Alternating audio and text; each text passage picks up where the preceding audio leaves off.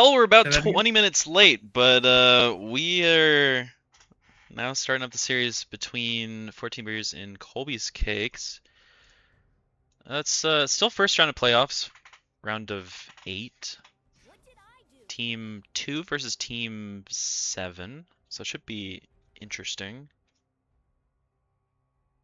Interesting's a good way to put it. It should be belt to ass, this game. It's unfortunate. Hypothetically. It's unfortunate that 14 Beers' jungler's power went out at the last minute, as this would have been their first series as a full squad. But of course, something had to come in the way. But the first game we see. Hardy step in. Nice Yep. little upgrade there. Yeah, massive upgrade, massive upgrade. He really performed the last time he subbed in jungle as he played Amumu and Warwick. So make sure to stay tuned for those picks, as the fans really do love seeing him play Warwick. Even though he swears it's insta loss. It's lost for his ops. But so far in terms of bans, we see the Anivian Smolder banned. So the Smolder obviously really good scaling, banned away from Tyler, while the Anivia is just a champ that's pretty hard to engage on outside of forcing her into a side lane where she's incredibly weak. And so they just don't want to deal with that, and so they ban that away from Gemstone, while the Aatrox banned away from Scott, and Aurelia is going to be banned away from mid, as mid has very aggressive mid lane champs, which could certainly punish the standard mage champs that Gemstone likes to play. Yeah, I'm excited for this. I want to see Gemstone go off. I feel like the past few times I've watched Gemstone, he's not had a great series. And I know he's a good player. I know he has it in him. I'd like to see Gemstone, get back to form a little bit. I remember when I subbed in for that team, he was 4-man on repeat, sadly. But yeah, hope Gemstone has a little bit of a redemption arc here. Bard from Bubba. Don't want Bubba on Bard, just cause a nuisance. Gemstone probably calling for that ban. Does not want to get roamed on by Bubba every 5 minutes with a magical journey. So we are just going to see a very nice, safe, comfortable pick for Hardy here in the Amumu. Get him on something comfortable, something he's great at, good engage, not afraid to throw that bandage out. Hardy extremely reliable on the Amumu. Yeah, just make sure that he's on comfort, and also provides a really good engage for their team already, as that sort of lockdown is always beneficial. Curious to see what Red Side responds with. You should see AD carry and jungle picked here, as you obviously have jungle counter pick, which doesn't really exist, since junglers picking one jungler into one isn't necessarily meaning you're going to have a tough time, but the Nunu picked into it. He's going to be quite fast on tempo, as he can easily gank level 2, level 3. And so blue side is definitely going to have to look out for those creative ganks, as Jinx locked in incredibly immobile AD carry, but it is certainly comfort for Tyler.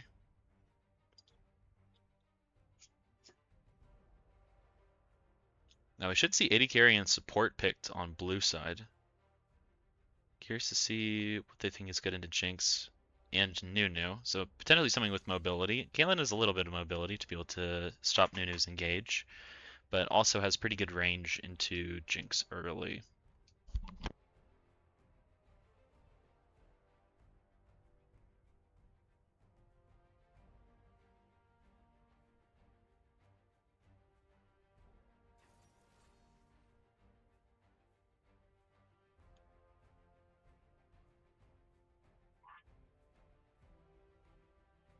The Nico locked in, as Bubba really does like playing these very creative and unique supports, as the Nico has a lot of really interesting roam potentials, as you can of course pretend to be a minion, and your engage is really good while also having really good poke, so it's kind of a best of both worlds, as the Hui gets locked in, likely to prevent blue side from being able to ban away more champs from Gemstone, as that is something that a lot of teams like to do.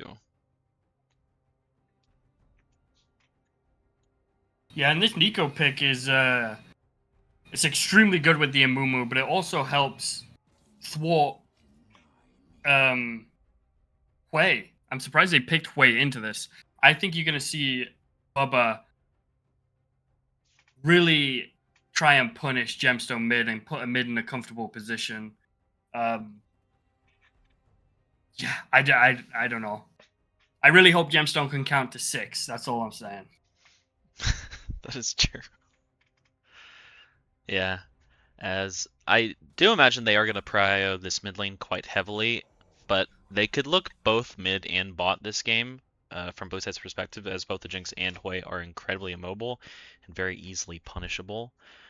But really curious to see how both junglers path, as Nunu again is very creative gank opportunities that no other jungler really has outside of, you could say, Rek'Sai and Zac, ones that can jump over walls and flank like that. But Nunu's mobility makes it a lot easier to just gank through lane, and the changes to uh, Fountain move speed was actually a significant buff to Nunu, as that gives him that additional move speed to be able to punish individuals that just aren't really paying attention, as the Urgot gets banned away from Duck, as well as Milio from Herzl, and 2 aggressive mid laners away from a mid. Yeah, and really smart to highlight the fountain changes and the home guard changes. I'm interested to see if the Nunu is gonna take Hex Flesh, because that stacks on the home guards too, and it just makes Nunu that much easier to gank in lane. Be able to run down lane, doesn't have to find a creative angle, doesn't have to do anything special, just roll it down bot. So interested to see if we'll take that Hex Flesh, but we are going to see the Seraphine come in with the Jinx. Um, Interesting pairing. I don't really know how Jinx Seraphine performs into Caitlyn Nico. I would assume it does pretty well. But at the same time, I think when you put the 3v3 together, I think the sheer amount of CC that comes out from blue side is going to be quite devastating for Jinx. So interested to see how that goes. Good com from Bibu to say if they pick Kennen, they win. Didn't specify a team, doesn't know what he's talking about.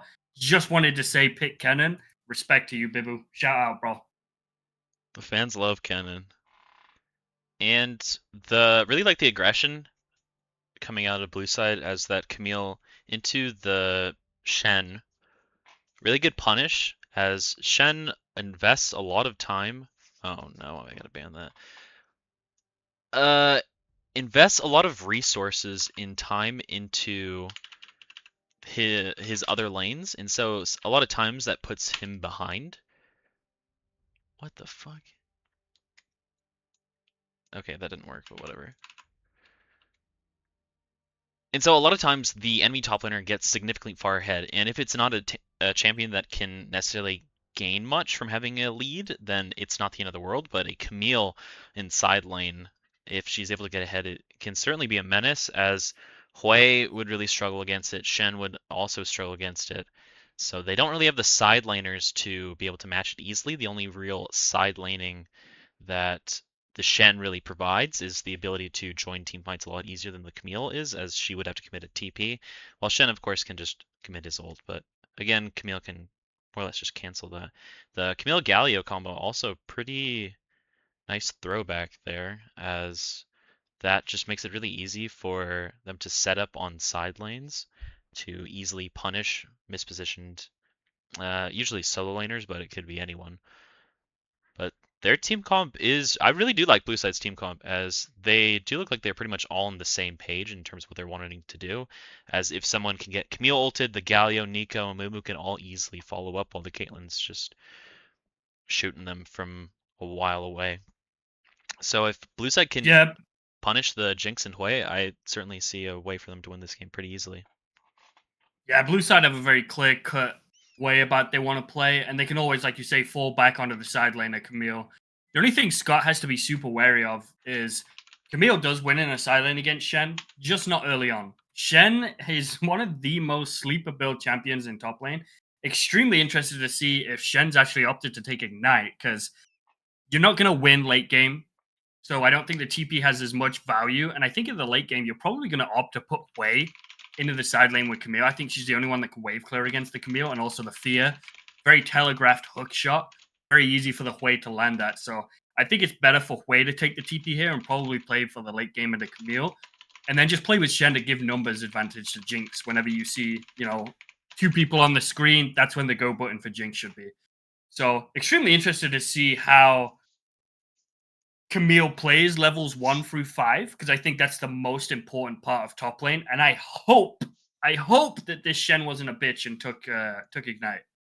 I think it's extremely important into this Camille fight, because if you give Camille an inch in this lane, she'll take a mile, and it'll be extremely hard for Shen to be able to farm up.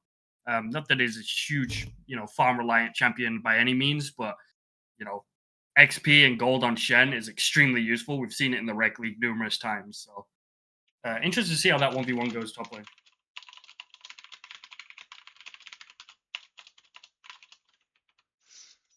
Yeah, that should definitely be a really interesting lane to pay attention to. Duck is, just looking on paper, Duck is a significantly weaker laner than Scott, but a lot of times when these weaker laners, per se, are stuck under turret, it's hard for the enemy top laner to easily punish. The last series that I watched him play, though, he was able to find creative ganks either mid lane or looked for invades into the enemy jungle, and so I definitely hope he's able to pair up with the Amumu this game and make those creative plays, as likely the Shen will be stuck under the turret in the majority of the early game, potentially the majority of this game. So we'll see. It should definitely be an interesting series, though.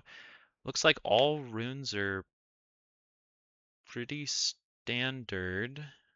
Yeah, nothing jumps out to me. Again, I know it's inexperience. I know it's because he's not confident, but I really think Shen this game should have gone Halo Blaze and Ignite. But it is what it is. I completely understand it.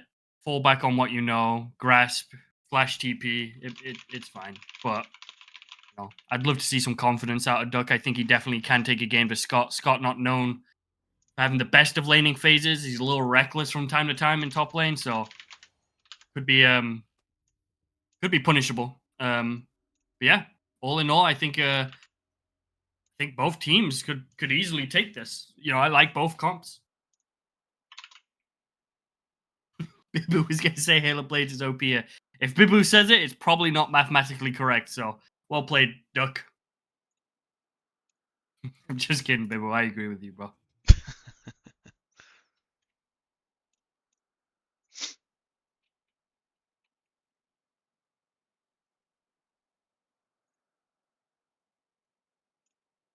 course, we got. Takes us 30 minutes to start anyway, so we're 30 minutes behind. As soon as we get in game, we're going to get a nice little pause. That's what you like to see. Yeah.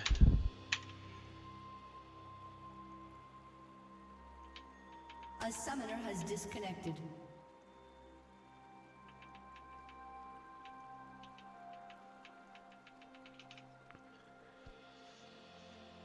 Very interesting seeing no cleanse on the Jinx this game. I would really like to see the Seraphine honestly rush Mikhail's because of that, as being able to Mikhail's both her AD carry or the mid laner would be incredibly beneficial this game, as if one of them gets CC'd and doesn't have that tool available, then likely they're going to get the follow-up CC until they're either taken down or their team is just far enough ahead to be able to win the fight without them.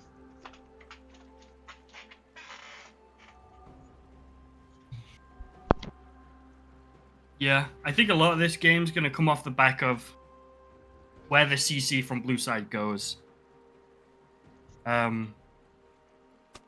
Interesting to see that Tyler didn't opt to take cleanse. I mean, I get it, but I mean, if you get caught with one CC here and you have no means to get out, you're kind of just screwed. Yeah. I think I would have liked to see Emilio here instead of the Seraphine. It kind of frees up that need for the cleanse immediately, and it gives you that extra range to play away from, the likes of Nico, who's very short ranged. Galio, you got the Amumu, Camille. Yeah, and that's why that Milio ban was really, really good from blue side, as it seems like they very clearly knew what they wanted to draft on 4-5, and denying that Milio makes it a lot easier for them to be able to get an actual value from the CC that they're hitting. Oh, did they deny it? Yep. Yeah, they banned it on Smart. 5. Yeah, their draft. I like their draft overall. Their draft's really easy to play. It has nice front line. It has good solid damage. It has good side lane. It pretty much has everything going for it that you could really want. It has nice winning lanes and pretty much. I'd honestly say they have winning lanes at least in 2 lanes. You can say that the Galio is more or less a neutralizing lane. Oh, we're already seeing an early gank for the Nunu here. Level 2. Nico able to avoid it, but does have to use her flash there to get away from the snowball. So not the end of the world.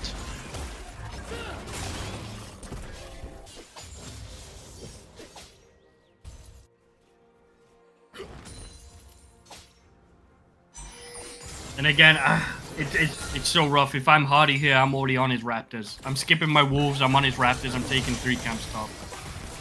But Hardy, a little bit more inexperienced when it comes to jungling. Probably doesn't have the confidence to do that.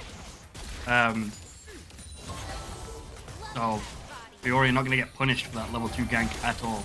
Just going to get a free flash. Well, that is fair. I think it's totally fine, as it means that Amumu's camps are going to be cycled a lot faster than Nunu's are, so that means he's going to be able to get to level 6 faster, and his level 6 is when he's more or less at his strongest, as Nunu's level 6 does matter, but it doesn't matter nearly as much as Amumu's lockdown is really dependent on being able to hit a Q into the ult follow-up, as that ensures that it's incredibly hard for the enemy to be able to get away, especially when none of them have cleanse or any tools to get away from the Amumu's engage. Yeah, I see that. I as a jungler, my brain always operates as well. Where's my strong lane? It's Camille. So if I can hover topside as much as I could, if Nunu ganks bot level 2, I'm just playing the vertical jungle. I'll just take 3 camps top in both sides of the jungle and just play on my Camille for the rest of the game. Camille's gonna have all the agency in the world to rotate to Nunu if Nunu tries to contest topside. But neither play is really wrong or right. I think it's more preference of how you want to jungle, and Hardy is more safe and less proactive, I think. We'll see if it pays off. Really good chunk by the Camille into the Shen there, but unfortunately the Nunu is right there. The Shen's going to be looking for a taunt. He's able to hit that Oxley Ignite from the Camille onto the Shen. Looking for a trade kill, but the Nunu's able to hold the Camille down, so not a kill given over. Oh, nice flash! Hits the W onto the Shen, but not enough damage there. So trade of flashes, as well as the Ignite from the Camille. Yeah, and that's... I can't help but think Halo Blade's Ignite Shen kills there. You know, I feel like I'm going to bring this up a couple times, but it's just so sad to see.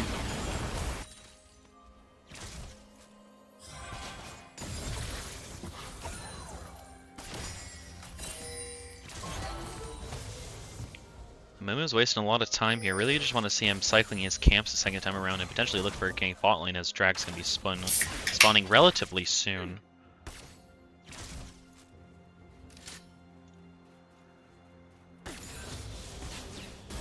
And Galio flash for the Hui flash. For some reason, the directed camera wanted us to look at bot lane here instead of the flash for flash happening mid lane, but the immobile Hui now even more vulnerable, as his flash is worth so much more than Galio's ever could be.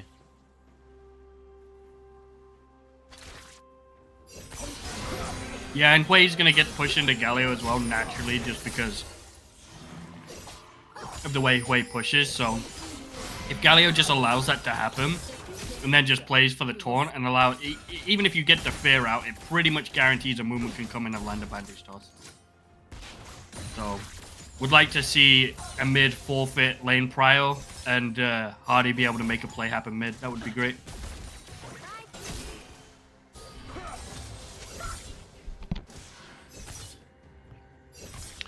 Looks like Nin is a little bit faster to this drag, so he's going to be able to easily take the first shot of the game. Camille has the Shen in quite a pickle. Nice taunt from the Shen, though. Camille just able to E away. Does get chunked down quite a bit, though.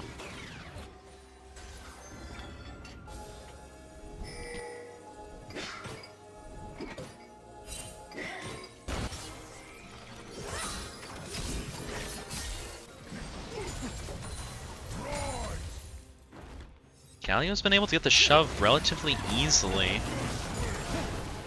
But he hasn't been able to really convert it into anything. It's a good chunk onto the Hui there. But I'd really like to see him try and help side lanes. Yeah, you pick Galio to be super selfless, right? I mean, it's a champion that you're not picking a 1v9. I mean, even his build suggests that that's the intent. You know, rushing the Merc Treads. He has a lot of that movement speed. Should be able to walk between lanes. So, seeing Caitlyn get chunked out quite a bit here. Not sure that walking up like that is all that smart. We are also seeing Nunu in the top side of Amumu's jungle right now, taking blue buff.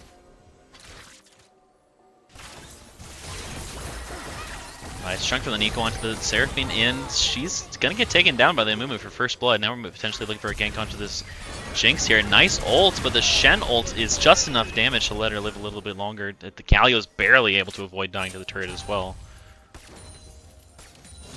That does mean Hui's gonna get a little bit of free time mid lane, but the Shen ult not netting anything really is a really good sign for blue side so far.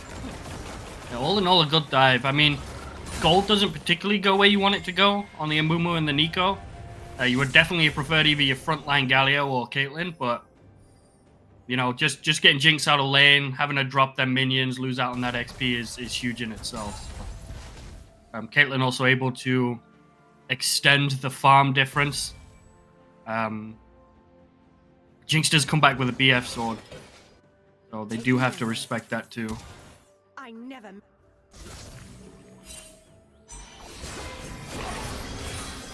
Nice movement by this Camille. Should just be able to E over the wall to avoid that Nunu. Snowball and is able to do just that. Now they could look for something onto this Nunu here, as he doesn't realize that the Mumu's right around the corner. Nice ult from the Camille looking for something onto him. He is going to pop his ult in response. Now... Jen? Oh! Nunu has a flash, but he does get out of there. Should mean that the Mumu's able to secure these grubs, but yeah, the Shen not walking down was unfortunate. But these 3 grubs going over to blue side is really fantastic for them, as they are absolutely the team that wants to be playing in split with Camille, Galio able to easily rotate from lane to lane. And it just is going to make the game significantly harder for red side if blue side does play around those specific conditions as the game progresses. Oh, no, snowball here. Galio's going to be looking for a taunt, and is able to hit the taunt on both the Hui and the Nunu here. The Nunu doesn't have any tools to be able to get out of here. Nice Q from the Amumu, and Camille flash to secure that Nunu kill. And the Hui uses his Ghost in response to ensure that he doesn't get hit by the second Amumu Q. Really good damage from this Caitlyn and Nico onto the bot lane of red side.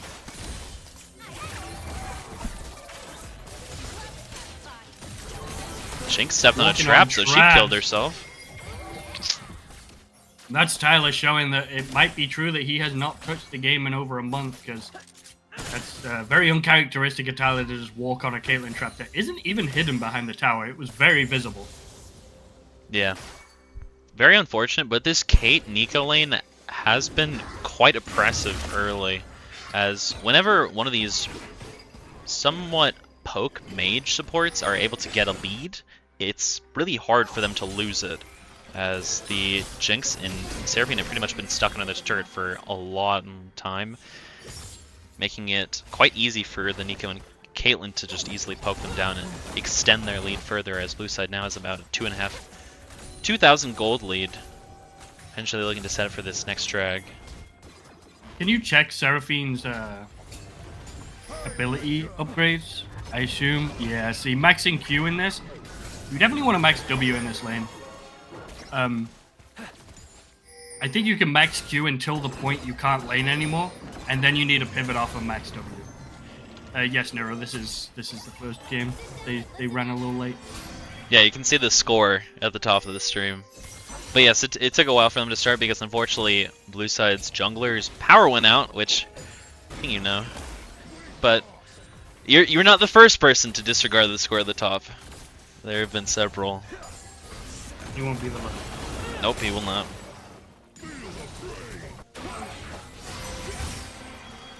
Both teams posturing around this dragon, Both want it. Nunu first to walk away and try and make a play happen onto this Galio. Galio forced to flash away. Whale is going to be used in the interim. We are going to see Nunu ult used too. A lot being wasted for this Galio. And Mumu fancies these chances in the 2v1 though. He's going to find the secondary bandage on the Nero. Not Nero, sorry, Quay. Shen is also going to come in. Camille is going to be able to pick up the Nunu. Shen is going to turn onto the Amumu. Camille might need to plan the exit. Oh, that was a flash of all time. Is going to be able to pick Camille up. Yeah, very scrappy fight. Nobody's taking this dragon, but that is a lot wasted. And I think, unironically, blue side are now in a better position to be able to take this dragon once all's said and done. Everybody's back on the map. They got the Galio ult still. Shen no longer has ult. I think this dragon should be going over to them. They have the stronger ADC. Caitlyn should look to just push this wave and they should rotate to this dragon. Has a completed Hex Optics. I don't think we should be resetting here, but...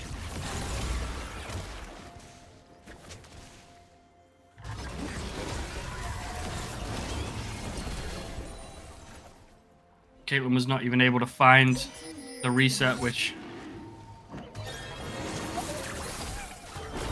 isn't too big of a deal. Oh, never mind, Caitlyn was. Nico. Yeah, Nika's always confusing to watch. Oh, nice engage from the Mumu onto the Seraphine. Big Galio ult. Unfortunately, only able to get onto the Nunu. The Nunu is going to be CC'd for quite a bit. The Seraphine and Nunu ult are both used. And he's going to be healing up a little bit. Oh, barely trying to get out of there. But the Mumu somehow is the one who ended up with that kill there. As now we're looking for something out of the Seraphine. The Seraphine would flash out. No ults now available for red side as the Jinx can be here just in time to secure that kill. And so a bit of an overextension. Both jugglers sadly will fall again. Jinx gonna take a lot of damage here. Walks onto the second trap and just gets taken down. Good Nico ult on the way, but the way is gonna be popping his ghost to get out of there. Hyla not looking comfortable at all with his mouse and keyboard. Here comes TP from the Galio. This is right behind the way. He doesn't have any sums. TP cancelled by that Shen taunt. Should see a kill onto this way here as a nice taunt comes around and he's eventually taken down. That should mean that blue side is able to secure the second drive of the game. The Camille's unfortunately taunt on her turret doesn't have either. Pops Ignite, looks for a kill, pops ult, and barely doesn't die, but neither does the Shen. Unfortunate from Scott there. Oh, we're going to be scrapping some more in the bot lane. The Galio is here, unfortunately, before the Hui, so he's going to be zoning off the Nunu and the Seraphine here. Going to give a taunt onto that Nunu in the background. The Nunu flashes forward, pops ult, cancels it immediately. Mumu pops ult to make sure he can't go anywhere. Yeah, not looking too hot right there. Tyler once again fighting off a little bit more than he can chew, finding himself yet another death at the hands of Mukasol. And then Fiora trying to capitalize on... I don't know what the fuck he was trying to capitalize on, but tried something. And found himself stuck in the mud for like 6 seconds. And that's the CC coming out of blue side that's just so crippling. It was also very disrespectful for red side to walk up there when they knew that their Hui wasn't respawning for around 10 seconds while the enemy had their mid laner available. And just very strange circumstances. But does mean that blue side now has a 3k gold lead and even up the dragons.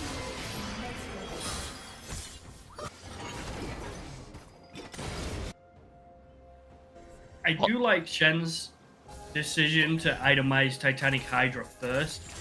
A lot of Shens might see Camille and want to go more tanky route, but Camille does true damage anyway, and you want to be able to match the push. Has fell down a little bit of CS here, but I do appreciate that he's itemizing what I would consider correctly. Nice movement from the Caitlyn there, but likely going to fall still to this Nunu. Shutdown going over to the Nunu is a bit unfortunate, but not the end of the world. Blue side, though, Yeah, playing the map pretty well. Yeah, and that's just... Lucasol has to... Hold on a second. We are going to see the all-in potential here under the way. There's absolutely nothing she could do. Is Camille going to live? Just about. Isn't going to tick down to any of the burn damage. Yeah, like I was going to say, Mukasol there just has to have the foresight to realize his entire team is playing for the Herald, and you just got to respect that. Typically, if they can't contest Herald, they're going to try and cross-map play. Oh, my ult is a little bit short. Very close, but blue side has opened up the map quite significantly, popping both mid and top turret in exchange for bot turret. Yeah, again, I can't help but point this out. Why is Caitlyn bot here? What's the purpose of the Caitlyn bot? Caitlyn needs to be rotating here into the middle of the map. You need to play. You're one of the strongest people on your team. You should not be side laning. You should be soaking up waves in the middle of the map. Hey, can you explain the pup cheese and onion roll? Why do you eat like you're still at war? Emi, why does your hairline look like the McDonald's sign? Old ass fob.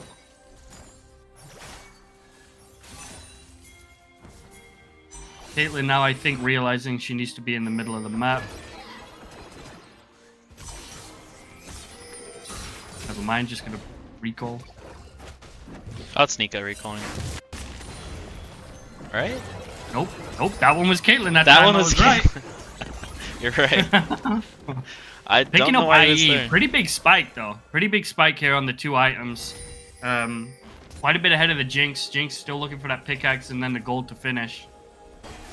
So, would like to see Mukasol play with a little bit more confidence. We are seeing Nunu roll under the Galio.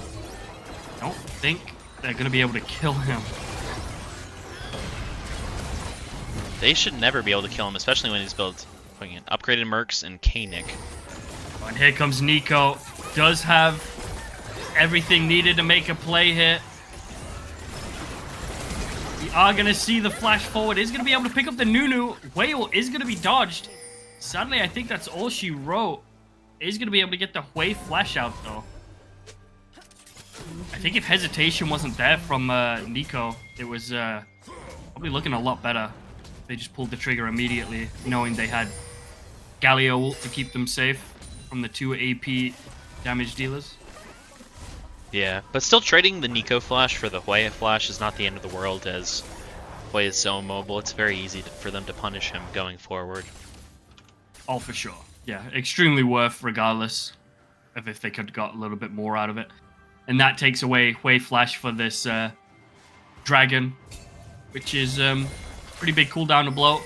You would definitely love to have Nico flash for this dragon, but it looks to me like red side don't really have too much invested into this dragon.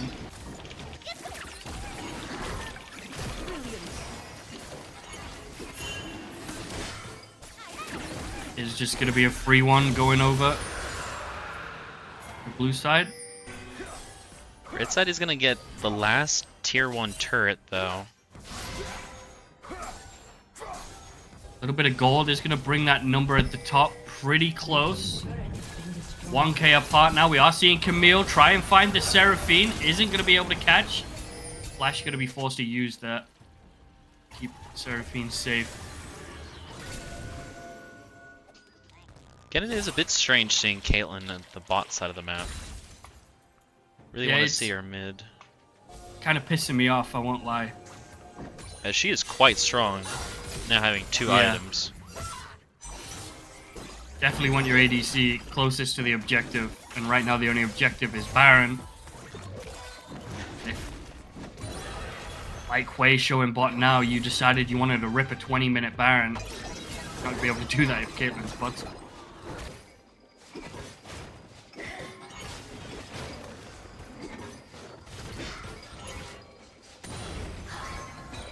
It's also very interesting seeing that the Hui ended up going Ghost this game, and so he can't match the Galio easily on side.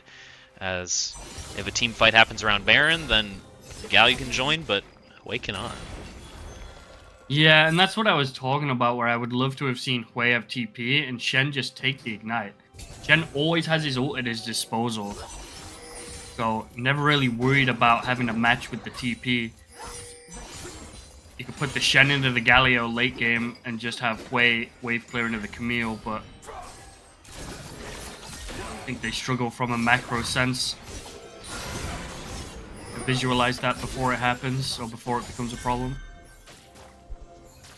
Like This Camille now just has free roam, sadly, in the side lane. There's nothing Shen can do. Yeah, really liking the aggression coming out of this Camille. Hoping blue side plays together pretty heavily here and looks to ward up the top side of the map, as if they can easily pick someone on the top side, then that could certainly lead to a Baron for them. And I would love, I don't know about you, but I would love to see this Camille get something like more third item, more or Death Dance, something to become a little bit tankier, and just see Camille dive bomb into the Jinx or Hui with the Galio ult. And I think it's just wraps. I don't think there's anything that the enemy team can do to prevent that from happening. You also have the Amumu to follow up on that engage, so would love to see a bit more of a bruisery item coming out from Camille. We are going to see Wei punished for the lack of... And that's actually perfect that they let the Shen TP come through, as they're able to easily kill him as well.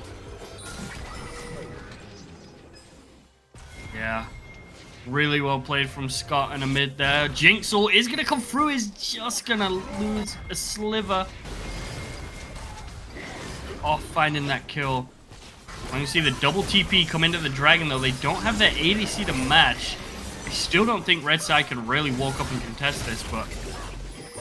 Yeah, it's just going to be Jinx and Seraphine at the start. The Nunu's going to be popping in Snowball right now. Galio flashes forward on the Jinx. The Jinx has to flash out of there. The Seraphine's also kind of zoned off a little bit. The Camille and Amumu are the only ones on the Baron. They are able to secure that now. They'll get something out of the Nunu. Nunu and Seraphine both popping ult. The Kaylin's going to be popping your ult from a mile away. The Seraphine's going to be the first one taking down the Amumu to flash out to ensure that he can get it. Jinx her passive, and she gets popped by the Kaylin. A TP coming in from the Shen here, and so he's likely to get a fall soon afterwards, as a lot of abilities are actually used to ensure this Shen can't secure any sort of gold back onto red side. And that is such a massive gold swing in favor of blue side. Yeah, blue side playing that really well there, making sure not to give Jinx any resets. The second Jinx flashed, really well played from Hardy to recognize it.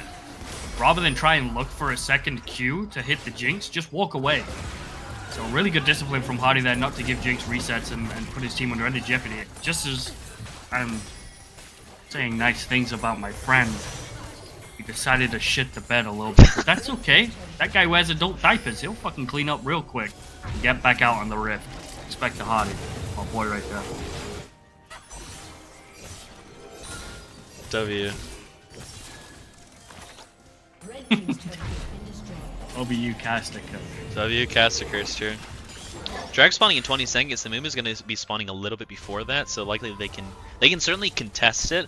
I'd honestly prefer red side to concede it, so I really hope they don't look to fight it, as giving third drag is not the end of the world. Honestly, if I were them, I would give Soul as well, as Ocean Soul is nice to have, as it is a permanent buff, or permanent value generated that the enemy team can never match, but it will not 100% secure you a win, unlike other souls, like potentially Hextech or Cloud Soul.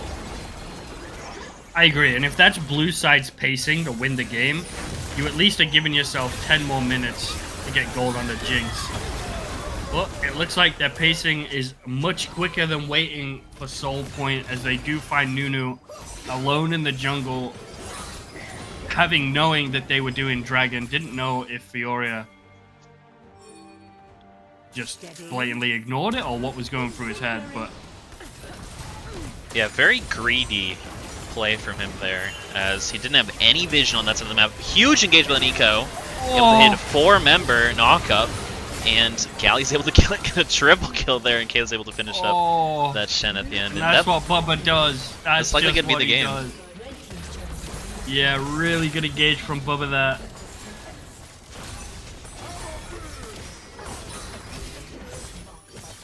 I don't know.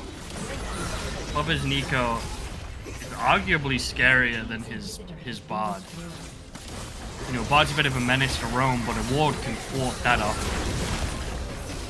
Can't thwart off the tech that he has on the Nico. Well played from blue side altogether. They were kind of even up until that play where they played just before the Baron.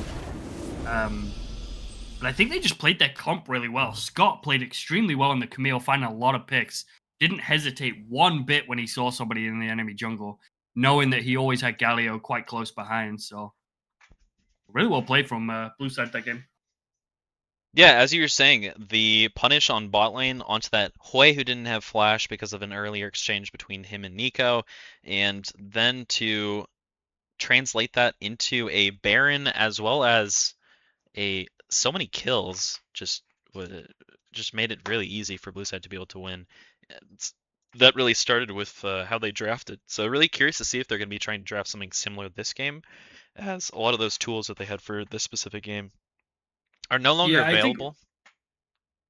I think red side just needed to pump the brakes. Like they were trying to stop the bleeding too much. I think they didn't realize quite how close they was in gold up until that play on the bot side where they killed Wei, then they killed Shen on the TP.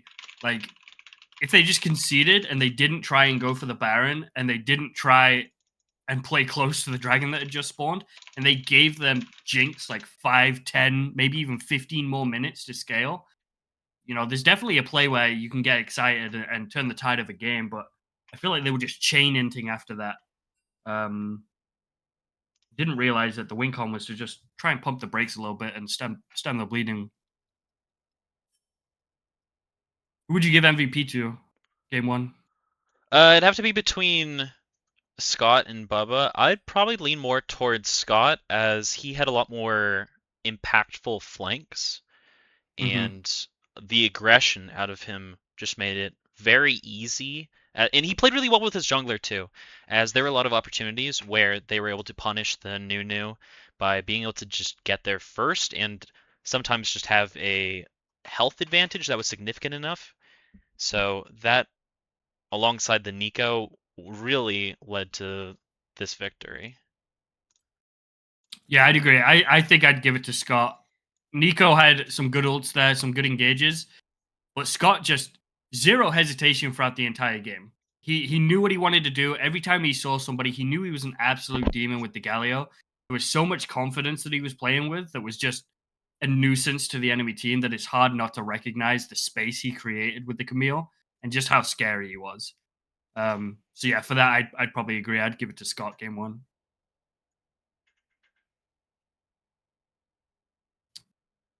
What are we waiting for? Let's get into game two, boys. Come on, we're burning daylight. In the meantime, though, I'm gonna go hate watch Bean's game real quick. Oh, I've been hate watching at the same time.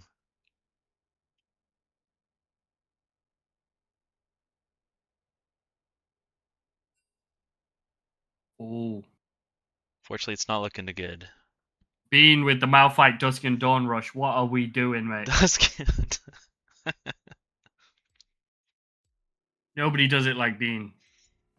Nope.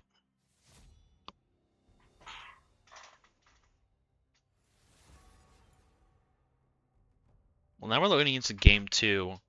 After seeing game one, I imagine Red Side is going to be looking to ban away more top laners, really aggressive top laners, away from Scott. The Camille, again, was such a menace and was able to not get easily punished from overextension by that Nunu gank. One thing I would like to see Kolbe Cakes change coming into this game too is I would love to see them pick a winning bot lane. I'd love to see Tyler shake off the rust, pick his nuts up off the ground, and solidify his place in the 2v2. Especially if you have a Nunu that ganked you level 2. I think their game plan is pretty clear. Tyler needs to be in a winning lane. I think they need that bot prio. Feoria needs to get these early dragons. I don't think there's a world where Tyler should be walking onto Caitlyn traps and in effect losing in a 1v1 to Mukasol. Respectfully. So I think he needs to just perform better, I guess, is what I'm trying to say here. Get good, kid. Yep. And I like the bans coming out of blue side, just essentially preventing any forms of solid engage from red side, as the Vex is probably not one I would fear as much, as Gemstone tends to play more immobile mages, like the Oriana or Syndra would be ones that I'd be more worried about. But the Zac is a good ban away from Theoria, as the Nunu already gone, the rest of his champs that he has available to him that have that same sort of really good early game engage, he is going to be limited quite significantly. Scion ban is a bit strange, but it would mean that Duck is on a less comfortable pick, so I don't hate the ban. Yeah, no, I get it. Rid of Centaur Scion.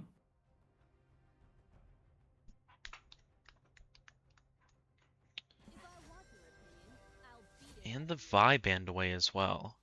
So just banning away Comfort from their actual jungler. So this is their actual full 5-man roster. We've seen it 2 times the entire regular season, and now we're going to be seeing it for a 3rd time, potentially 4th time if Red Side is able to secure a win in this game, as the Wukong gets first picked, and another first pick jungler, which the most blindable roles are jungle and AD carry, so it makes a lot of sense. And Wukong definitely has the ability to provide a lot of value in team fights. The Udyr in response, Udyr's clear is a lot faster. That's the big thing he has going for him, but doesn't have as much CC, nearly as much as this Wukong, potentially, in team fights.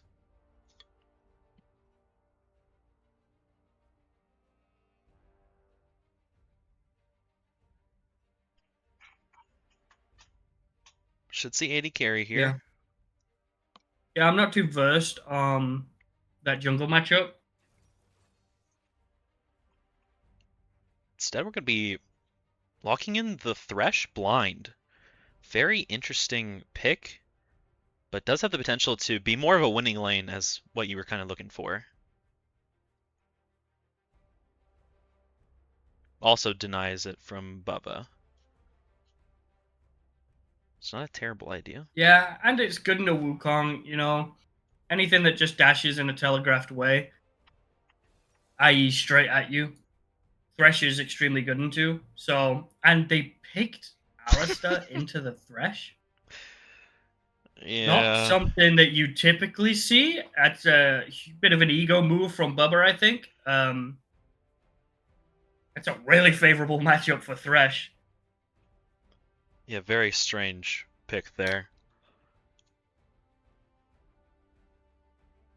Oh, and they're picking low range on the Kai'Sa too. This is extremely punishable here.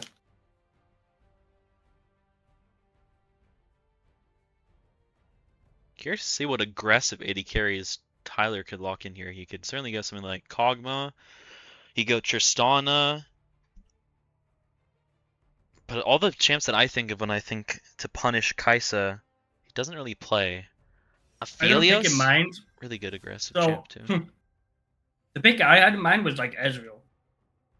You completely nullify anything that Alistar can do. You outrange Kai'Sa substantially just with a Q poke.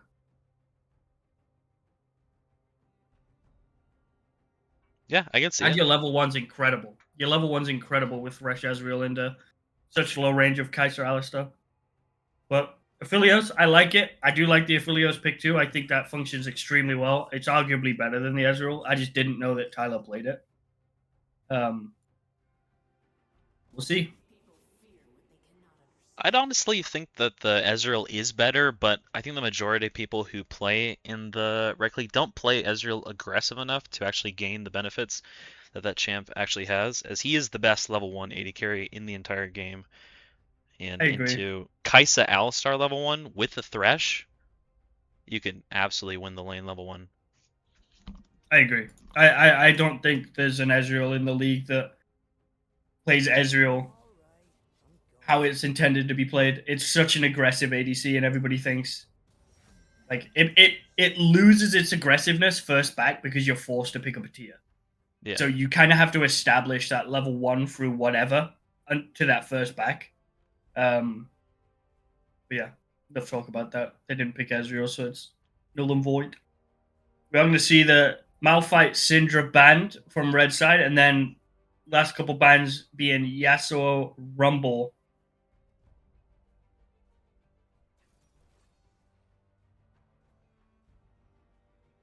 Yeah, again, pretty similar in terms of what blue side is banning. Just really hard engage to make it a lot easier for their backline to survive. But their backline has pretty decent mobility, as right now their backline only consists of the Kai'Sa. Curious to see what they're going to be picking mid here. I imagine it's going to be a immobile mage. Potentially something like the Orianna could be pretty good here, as Orianna has Alistar, Wukong, and Renekton. Even you could say the Kai'Sa to deliver the ball and make it pretty hard for Red Side to be able to play the game. But Ryze also has far better DPS. It's just a matter of being able to position in this specific game. Yeah. Very low range profile from blue side overall, though.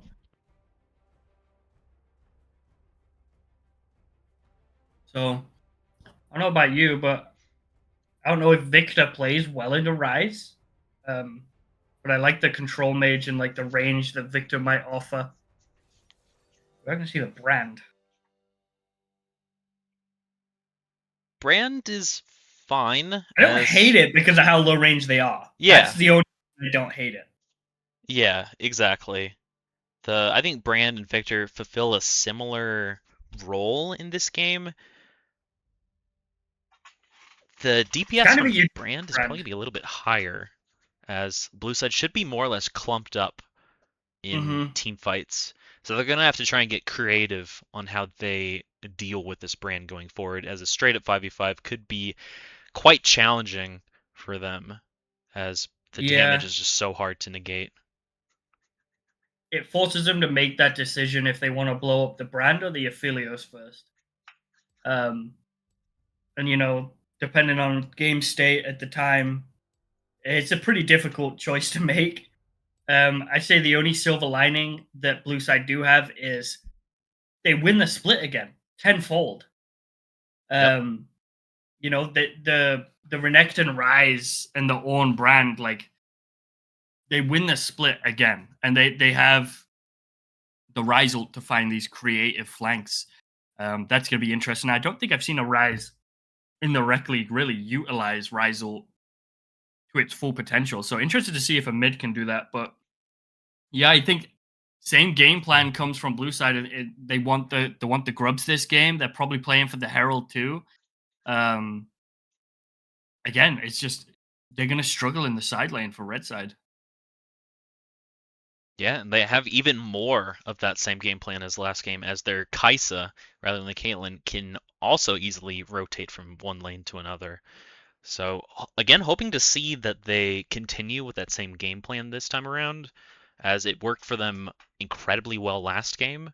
But their CC is not as easy as last game per se, but they still have plenty of options to ruin anyone on red side's day. Yeah, 100%. And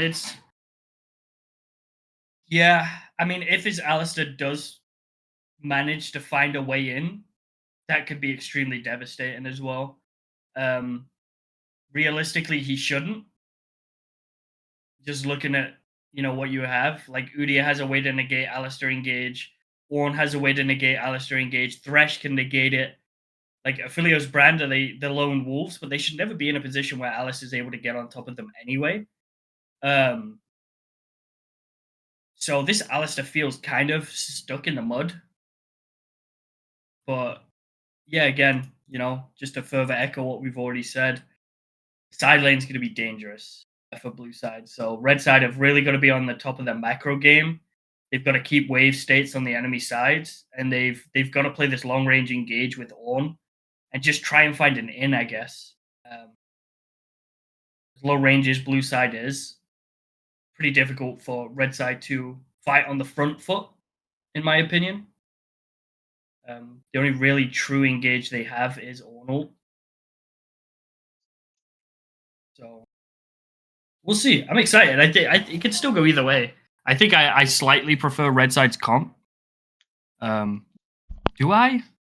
I think I do. It's close though. It's close. It's very close. I think the long range from red side edges it out slightly,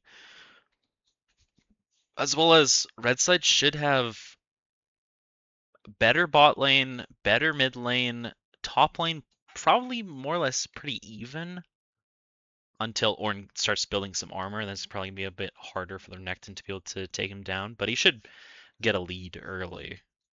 Mm-hmm. So we'll see how junglers are going to path this game, as I think that's going to be the pivotal thing that's going to have the most impact over for sure. the game. I think junglers this game, they got to show out. That's the big point of progression, I'd say, in this. It's the only way you should be able to get strong. I think the only hard winning lane right now is the 2v2 bot for Tyler Aphelios Fresh and the Kaiser Alistair.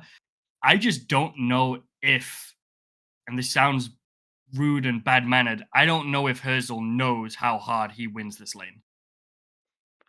And I think, sadly, I think a lot of the onus on this bot lane comes from the Thresh and the confidence that you should have playing into Alistair's Thresh, especially with how low range Kaiser is.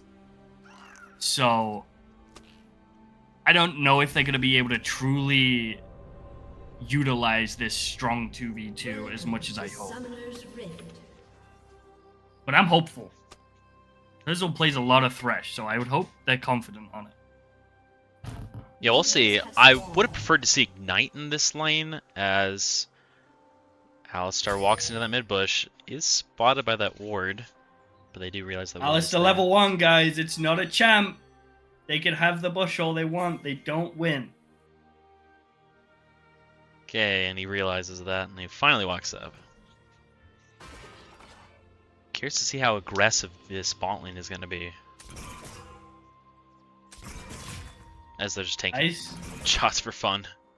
Yeah, this is it. Oh my. This is it. Now do it again. You know Kai'Sa has no Q. Do it again. You have 2 potions. It's a resource. Which is why I love bot lane.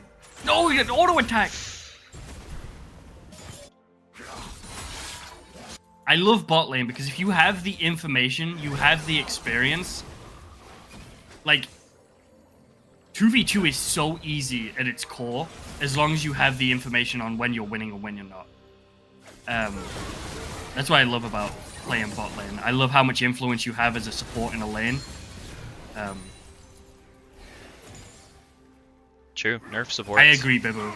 I agree. Alistair does just have to leave Kai'Sa at some point and make plays, just not to the detriment of Kai'Sa, because you do need Kai'Sa to be strong this game. So you need to leave at smart times, not times you can get 3-man dove. You have to have the whereabouts of Udyr to be able to move. A lot of trading going on in mid lane already.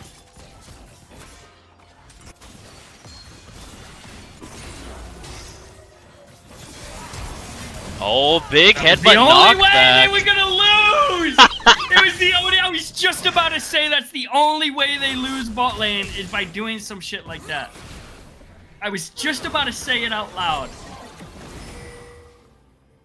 It was a nice Alistair got the kill though.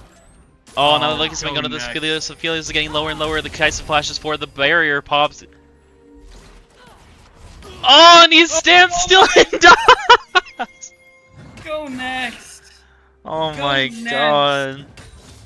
The only thing that we oh, okay, dude, whatever.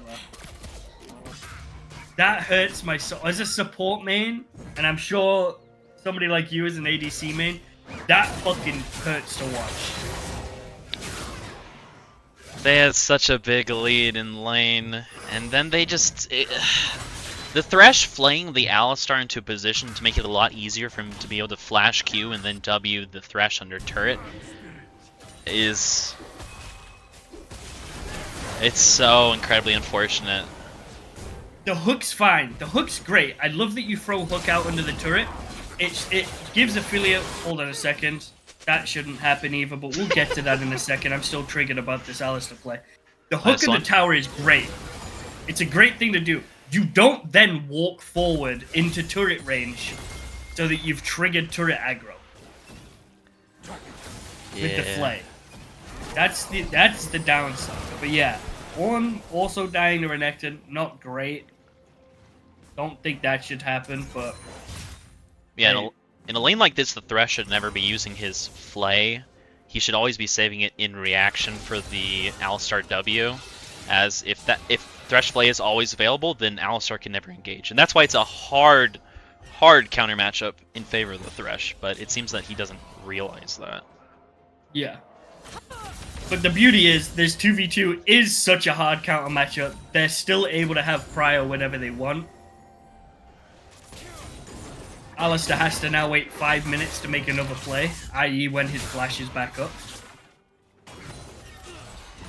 Yeah, D-Helm was definitely the play for Ornn here. Such a broken item. It's so broken. Especially really good on Ornn because of his passive, so he's just gaining more stats. Yeah. Interesting seeing that the Ryze went Cole this game. I don't hate it, as he doesn't really expect to be able to kill the brand anytime soon. So just being able to increase the rate at which he's able to acquire his items, as Ryze really needs like 3 or 4 items to be truly online. And so accelerating that as much as possible makes a lot of sense. As red side is in position to play for this drag, the Wukong's going to be looking to play through lane, and it's not going to get spotted out quite yet. Yeah, Ryze truly comes online once he gets the Actualizer, and he's got that mana built up. He got about a 3-item window. TP invested by the Renekton here. Ryze is going to find the Udyr there, a nice engagement of the Alistar onto the bot lane. But the Ryze has friends, unfortunately, for this Udyr, as the Ryze is going to be popping ult here. The Udyr's going to have to flash out. The Renekton popped ult there, as Wukong's going to be preventing this Thresh from being able to get away. Oh! And so blue side investing a lot of resources into this first drag. First drag Ocean is the best first drag of the game, so I definitely don't hate it, but it gives the Ornn a way back into the game, which feels a bit unnecessary, as the brand was on a reset there. Yeah, I don't hate it, and it's also more so with a losing prio bot lane like that. If you can make a play for an early dragon as blue side, you solidify yourself 5 minutes where you don't feel like you've lost a major objective.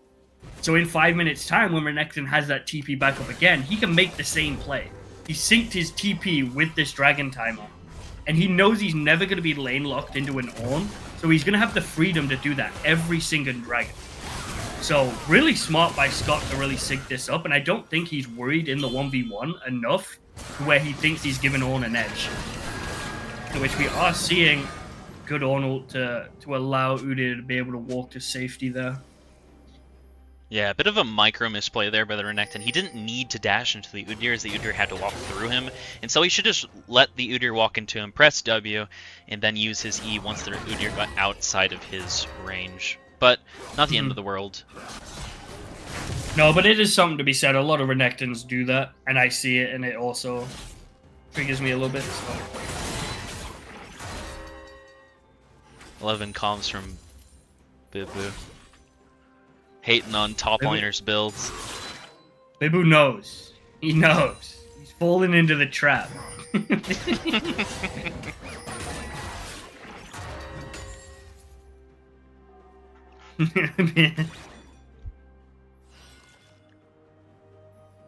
Bibu hates Sunfire. He's a Sunfire hater.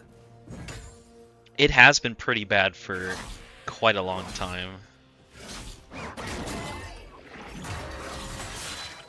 I just like that my boy's so passionate about it, you know what I mean? True. He just like me for real. Wukong looking for another creative gank bot lane here. Aphelios Flash is back up now though. Looks like he popped his W there to be able to get into the second bush. Thresh throws at the hook.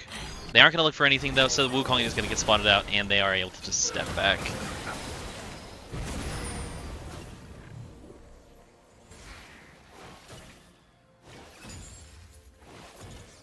It looks like a mid was correct. This mid lane is a bit of a snooze fest, both just trading waves, while the Renekton is proxying top lane, and bot lane is trying to fight, but Aphelios trying to slow things down, it seems.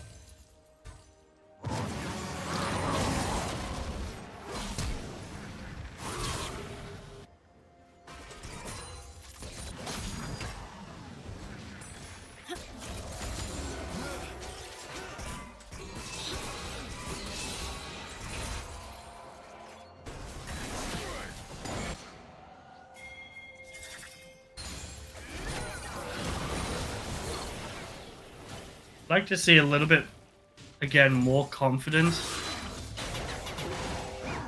from bot lane.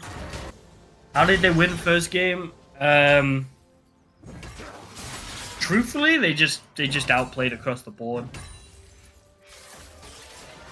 Kolbe Cakes just didn't have a win condition, sadly.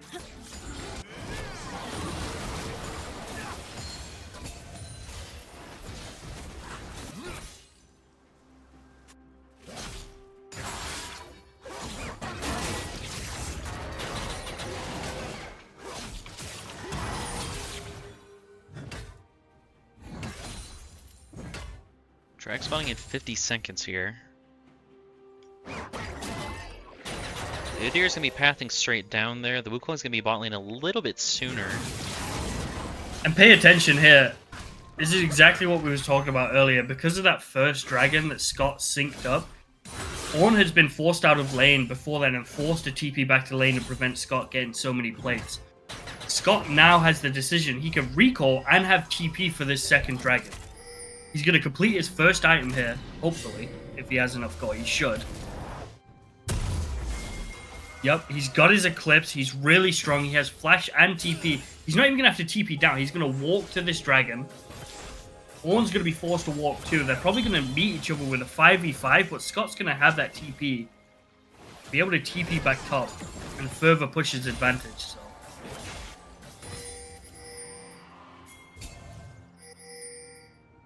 Renekton on flank for this Thresh, and Aphelios, the Thresh lane turn is used. Renekton ult popped.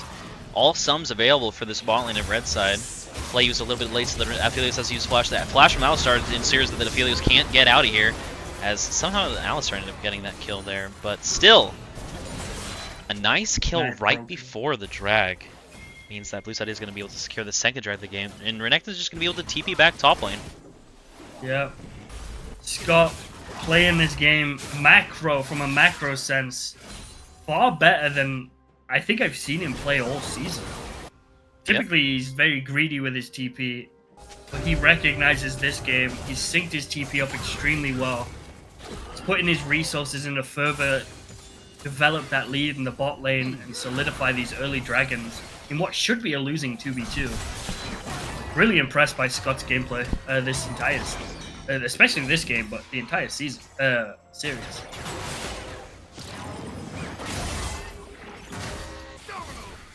Using that Eclipse effectively to trade into the Ornn.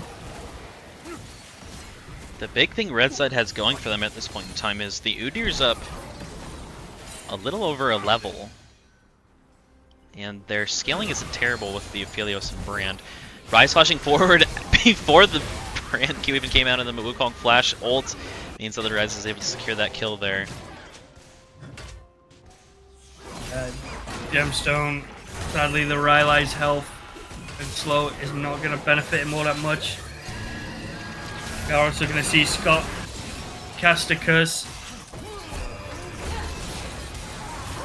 Oh, he tried. He tried.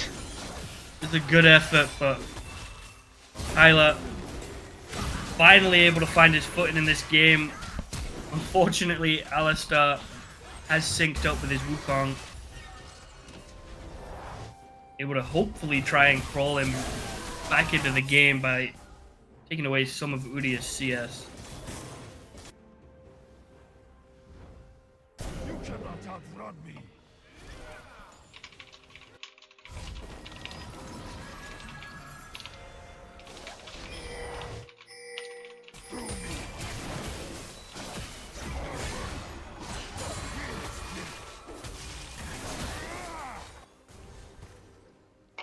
Like you say, though, if there is a saving grace right now, it is that Theoria is extremely well farmed.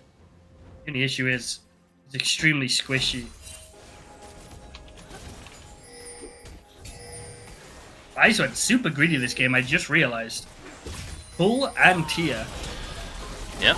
Only just now, 14 minutes in, was able to finish up Rod of Ages, which is slightly slow, but... There's Brand ult. It doesn't bounce, though, as the Kaisa positioned correctly for that. The Thresh Hook is hit onto the Alistar, but he is still in ult there. Gonna take a long time to get taken out, but will be taken out eventually, and picked up by that Aphelios. As Ryze is hitting mid-turret, Renekton hitting top turret. Yeah, red side trying to put their foot on the gas a little bit here, get the Aphelios into the game. Aphelios is going to finish their first item with BF on top, so not looking too bad at all. Is definitely still in the game.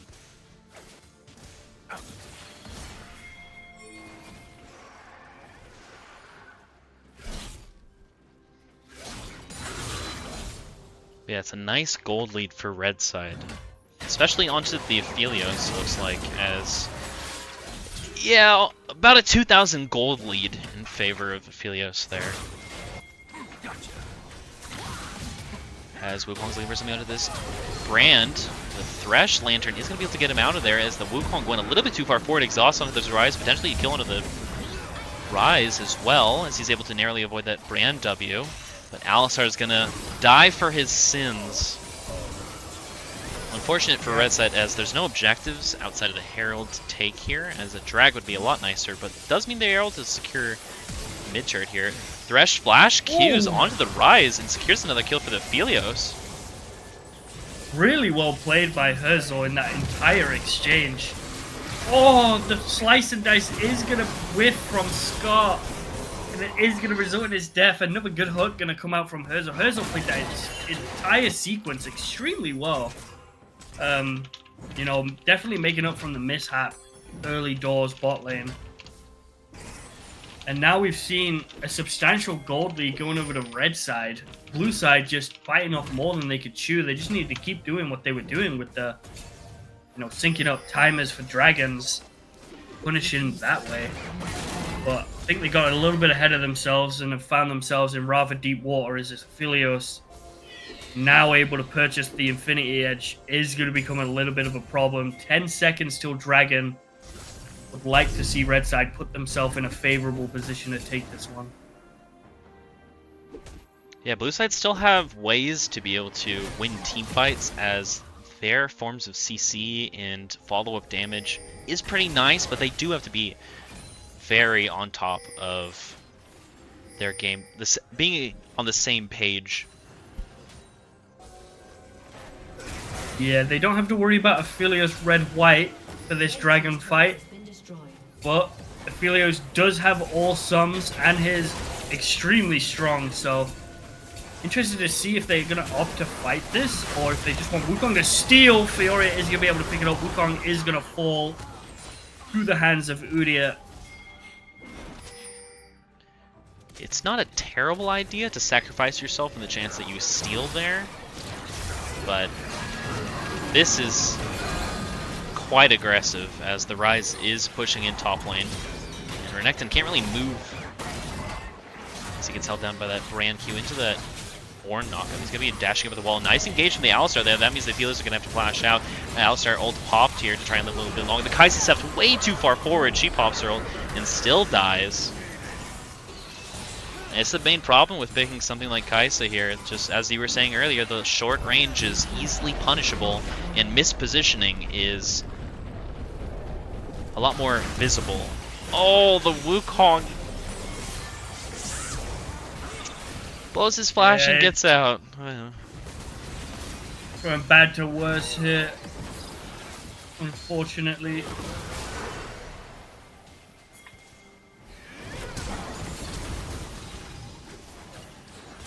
Rise, though, is going to find the 1-to-1 top. Is going to lose his life for it. No dash is here. Doesn't have ult either, but not enough damage from the Ornn and Udyr. Blue side appear to be scrambling here a little bit.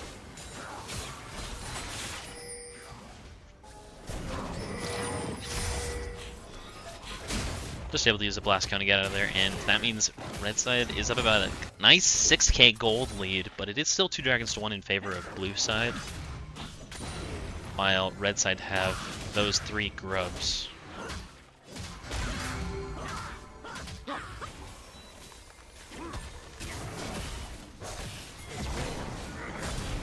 But no Aphelios flash. Looking to see if blue side is able to punish that.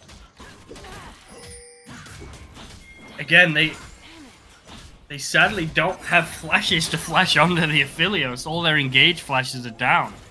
And with how low range they are, they're going to have to get really creative to find this Aphelios. Aphelios, all they have to do is stand behind Thresh and Ornn, and it's extremely hard for them to have access to him. So, without a flash engage, I think blue side are really going to struggle. The only saving grace they have, really, is that flashes should be coming up around the same time as dragons, so they might try and take that play. This Rise putting out so much damage into this Ornn, as Ornn has yet to build any magic resist yet. Brand and Udyr potentially looking to punish this Renekton. Maybe he's not a fan of the Thornmail finish. Yeah. Renekton popping ult to ensure that he doesn't get taken down, but it looks like he could have easily just walked away scot-free.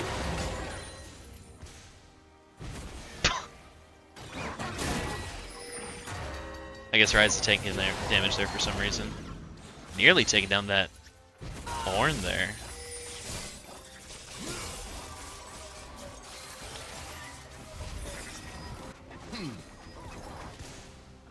And already seeing the strength of the side laning for blue side, as this certainly has to be their win condition at this point in time, as Aphelios nearing his 3rd item this game. Yeah, and what a 3rd item it is. He's going to have that IE LDR. Rise struggling to find his way out. Flash is going to be forced from the Udyr. That is going to mean that Rise is likely to perish. Doesn't go without a fight, but does find himself once again in the fountain.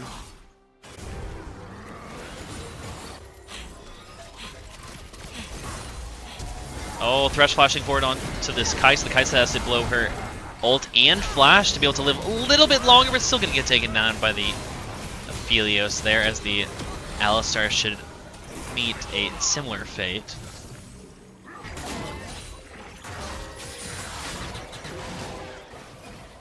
And like we highlighted, the side lane is much better for blue side, but that doesn't mean that you can't follow the basics first. You need to have vision, you need to at least be equal, or try to be somewhat equal.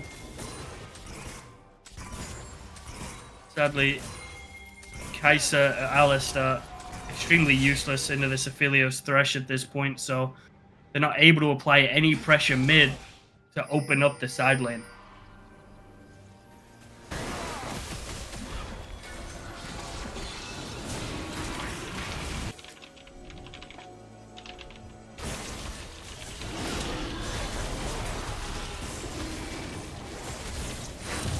That's going to be the 2nd drag in favor of red side. As Renekton's looking for something here. Pops ult, looking for something out of the Aphelios, but decides against it there. A small misstep from red side is just enough to discourage him from looking for engage there. The masterwork Infinity Edge has been completed for Aphelios. LDR on top of that. I can't help but think this might just be a Baron Force once he has purple swapped out for white. Their Baron take is super fast with Udyr and Aphelios.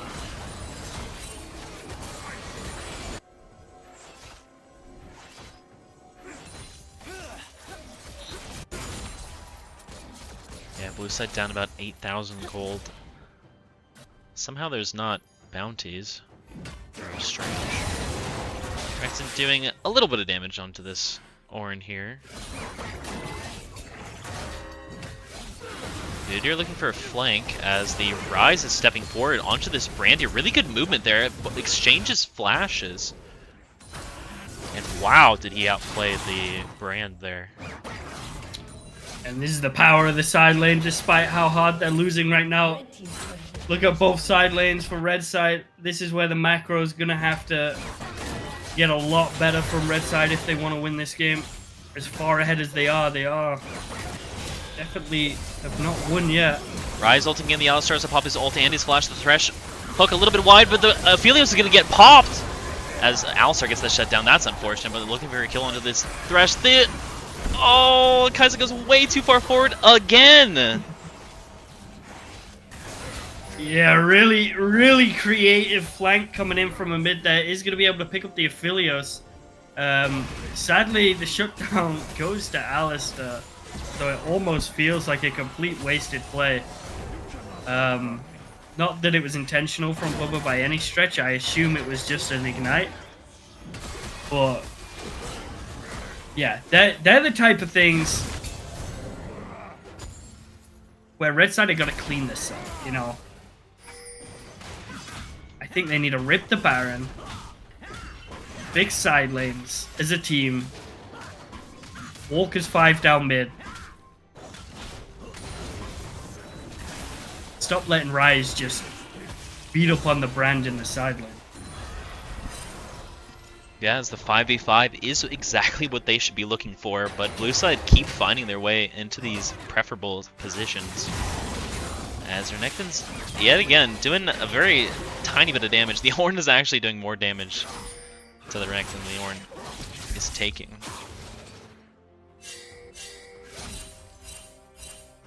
But still, continuing to shove out bot lane, forcing the Ornn to respond, makes it a lot easier for blue side to play the rest of the map.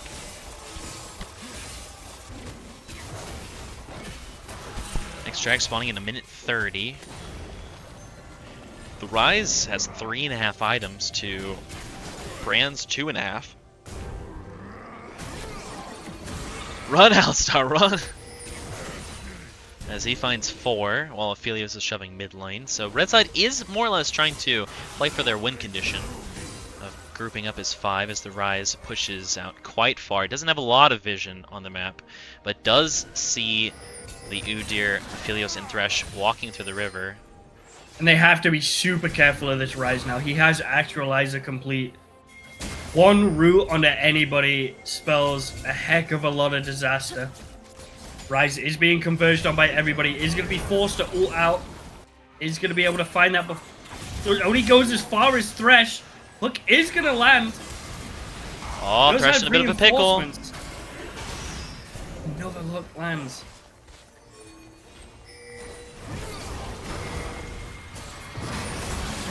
One is going to TP in here. Big Udyr damage is onto the gonna- Udyr. Oh. Alistar zoning off in the back line. Thresh potentially the first one to get killed, but instead the Wukong's gonna be taken down, and then the Thresh can take down the Kai'Sa be ulting into the back line. But she doesn't do anything there, as this Aphelios is such a menace, and blue side not playing to their win conditions, and giving that straight up 5v5 that red side was absolutely foaming at the mouth for.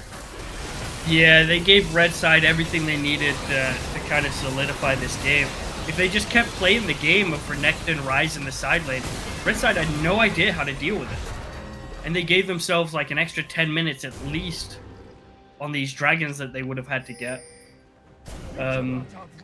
Yeah, just not the play. I mean, once Thresh left Rise alone. They should have just walked away and regrouped in another side lane, but hey, such is life. Filio's just too strong at this point. Yeah, it should be at 4 items now, potentially 4.5. And even if they are able to lock him down, I'm unsure if they can blow him up. The QSS there, a little bit strange, as the only forms of CC that he can QSS is Renekton W and Rise EW. Yeah, to me, the Mikhails is also a little bit out of place from Fresh.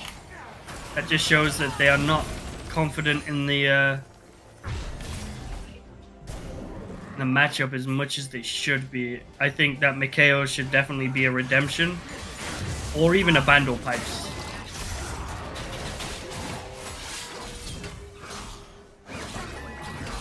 Okay. Next looking Might for have killing discouraged here. the extra proportion. He's able to avoid that knockup.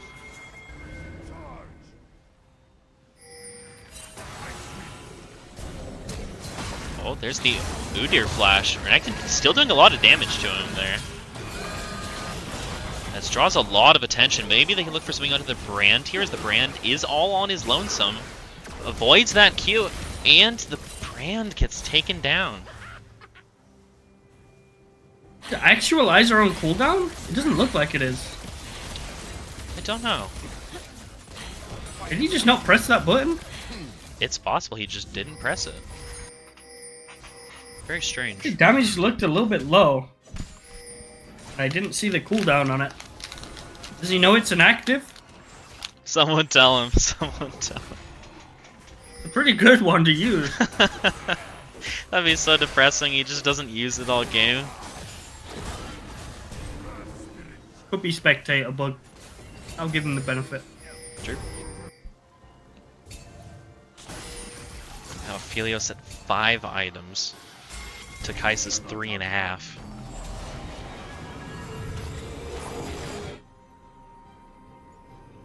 Honestly, that 5th item, if it could be anything else, I probably would have preferred to see Maw here.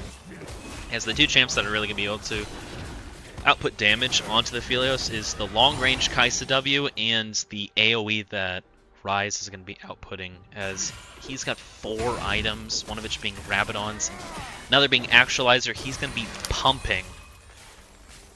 So any form of magic resist or a magic resist shield would be quite nice.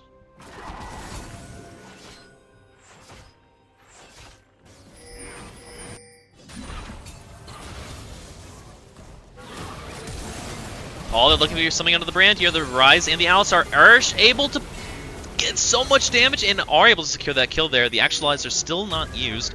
And now we're potentially looking for something under the Philios. The Philios has a flash out of there. But the Kai'Sa and Wukong don't do any damage to him there.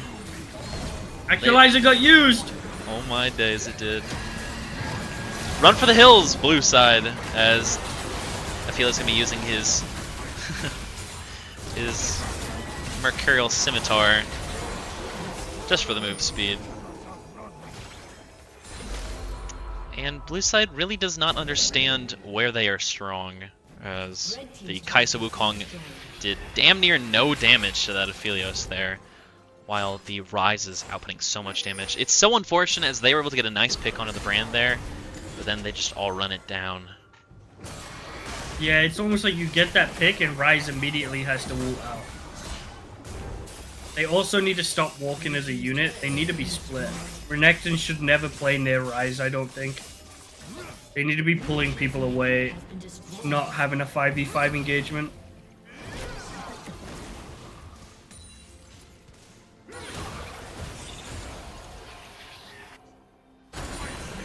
Soul for red side spawning in 45 seconds. Oh, that's a very greedy recall from that Aphelios. He could have gotten cancelled there, but honestly, I feel like he could have won that 1v2.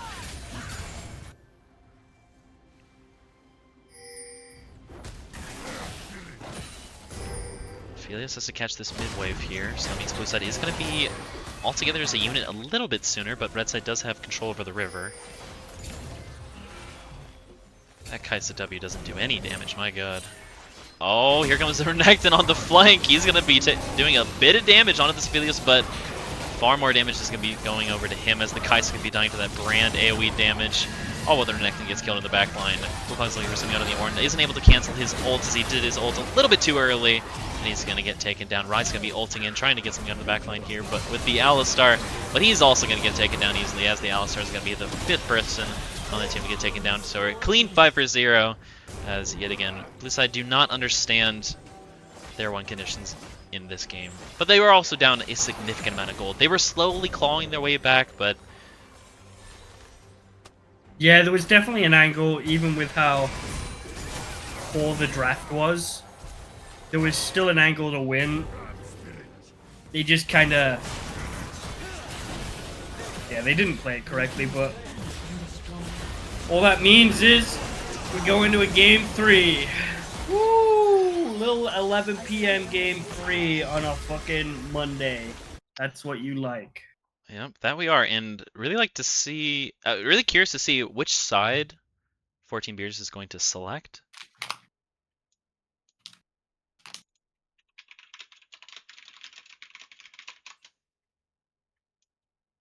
As a big thing I'd really like to see them do is just ban out all of Tyler's champs, as a lot of them are already gone at this point in time, and it seems like he has to be the one that carries for them to be able to win the series.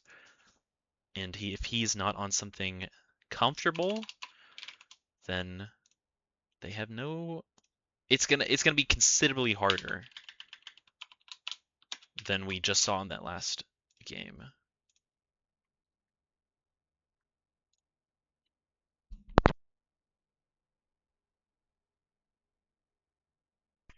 But so far, a fun and interesting series. This is the first one, actually not. This is the second out of the first round of playoffs that's gone the full 3 games. But both games looked very competitive. Game 1, 14 Beers just played their win condition a lot better. They punished inside a lot better. And game 2, they definitely punished inside again, but they weren't able to convert that cleanly, as they just kept dying and giving so much gold over to the Aphelios, and hoping to see Mukasol on something a little bit longer range this time around, as the mispositioning happening time and time again on the Kai'Sa, really not nice to see, and very, very unfortunate for them as a team. Yeah, for what it's worth, these games have been competitive, so I don't mind it's going to a game 3. I'm just a tired little boy. True.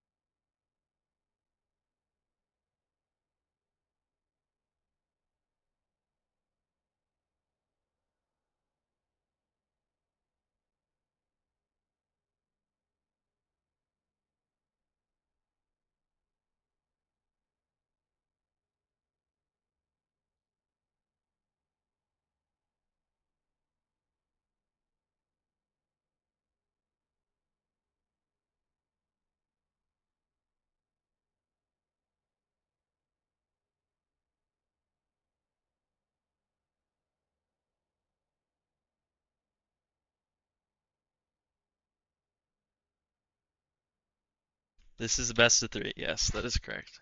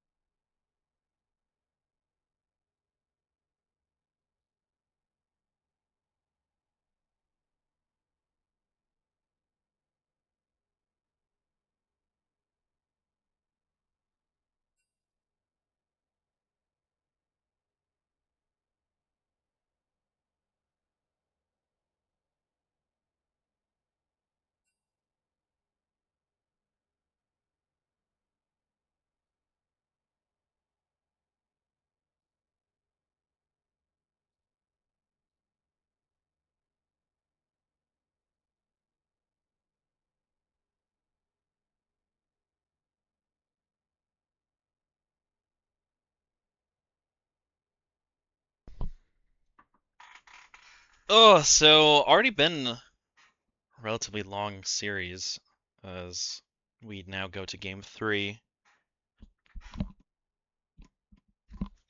Can you Do we go to imagine? game 3? They're dragging it out. Yeah. I just imagine a best of 5. Oh my You're about to be days. on a solo cast, bro. Oh Oh my hell mama, no. you gonna be on a solo cast, man.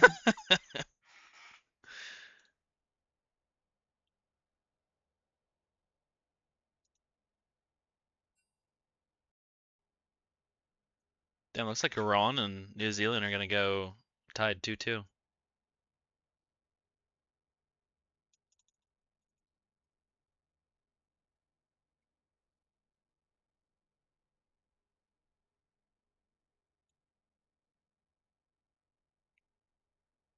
Cannon for 500 gifted. You better not.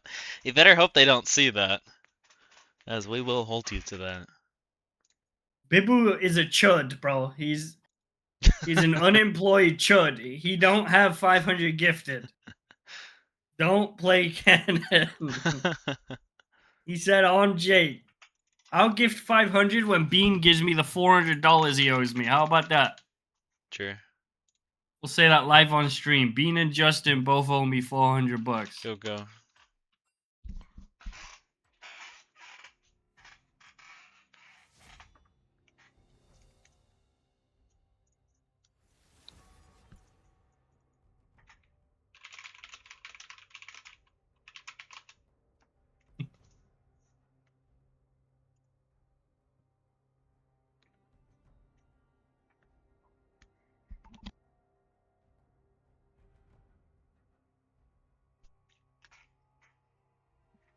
Looking for an Mbessa ban, looks like. So they are going to be targeting more of Scott's champ pool. They can be targeting the human on the team.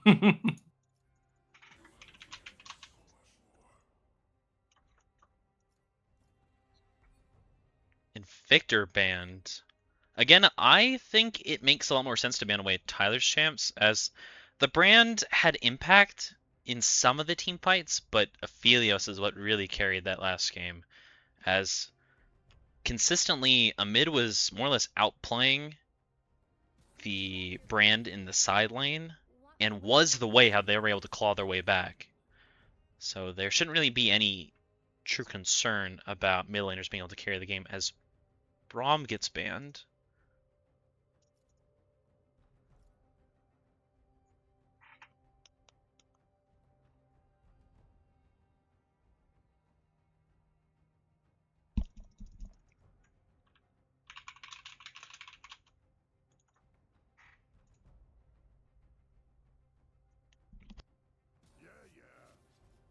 And 3 top lane bans against Scott. As we see the They Ashe. left up his Gnar! Yeah, they did leave Did up his they? Gnar, that's true. Or was that banned game 1 or 2? I don't remember. I'm pretty sure it's still up. But the Ashe ban is not a carry, 80 carry that I would think to ban. I'd be thinking more like Kog'Maw, Twitch, Tristana. The Kayn is what's going to be end up getting first picked. And we see Jhin. Okay. Jhin Xerath bot lane. So very aggressive bot lane. Very annoying to deal with.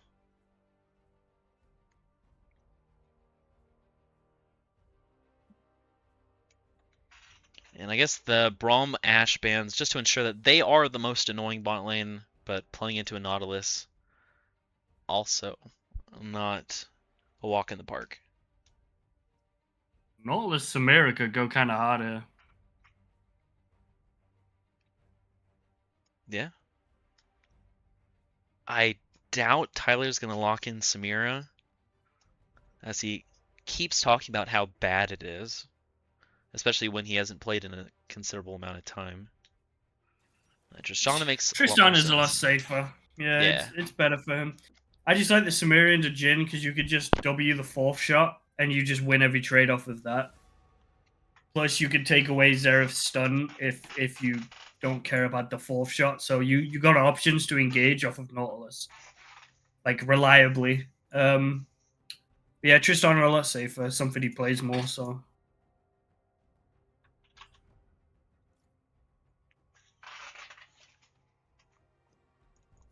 I agree that the Samira would be a lot more of an aggressive pick, a lot snowbally, a lot more snowbally.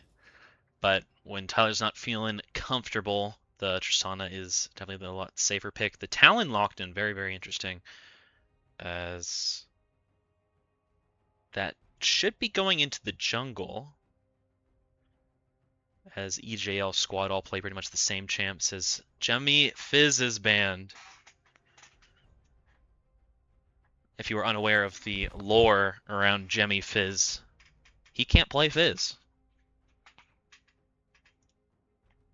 But a respect, man.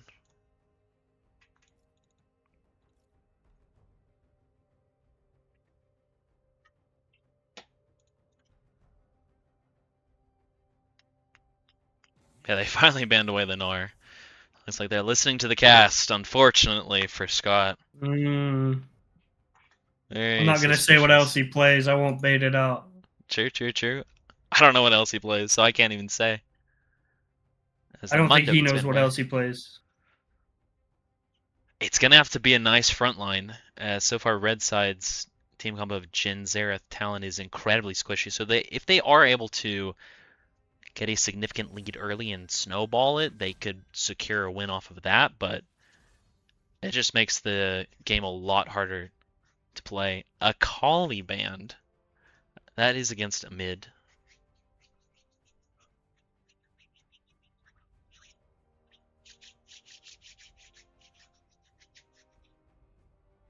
We're gonna blind mid or top here.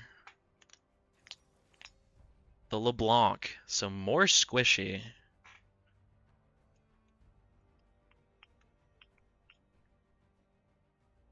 But mobility on around the map from jungle and mid from red side is quite nice to Yeah, with the pick on Zareth Jin as well, they're definitely definitely playing to catch people out. So I think blue side just need a bit more front line, the ability to be able to just death ball. And I think it's actually kind of hard for Talon LeBlanc to play.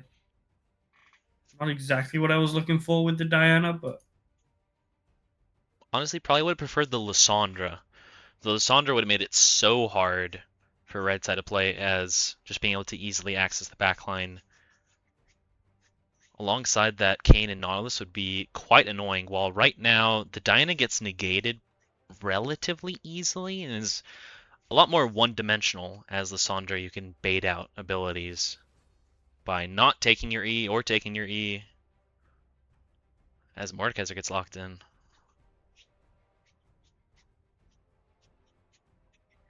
Two very different team comps. As red side is all about blowing up your opponent or just losing the game straight up. While blue side is a lot more sustained in their damage profile. And we're gonna get a dodge because we didn't lock it in. Oh no.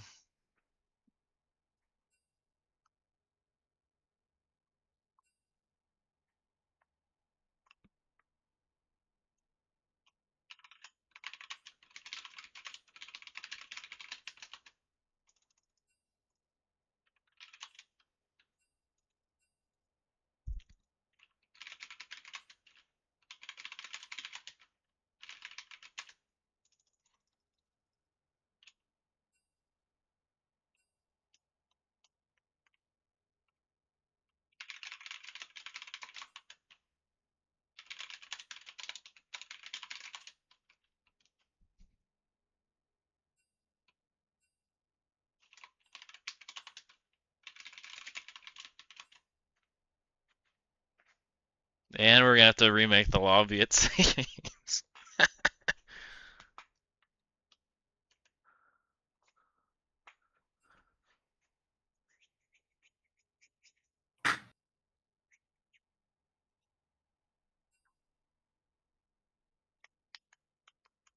just melting in my chat, bro. Just I'm gonna close my eyes. Just let me know when we're in.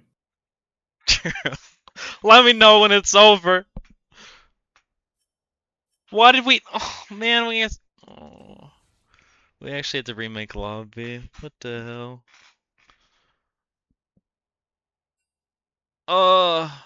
I can see the light at the end of the tunnel. It's so far away though. It keeps distancing itself from me. Please be over.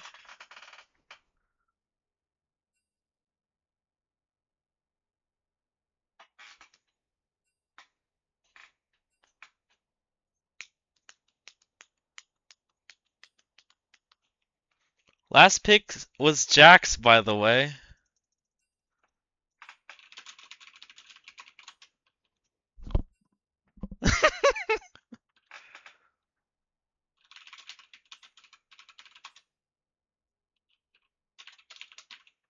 No, no, no. Just play fucking Jax. Just go Jax. It's fine.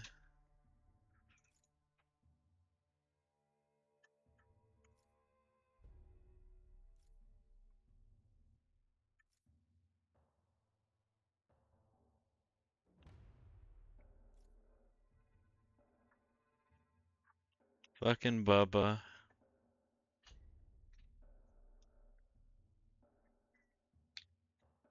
Bubba just trolling Scott, telling the fans that it was Garen, but it actually was supposed to be Jax. Okay, buddy.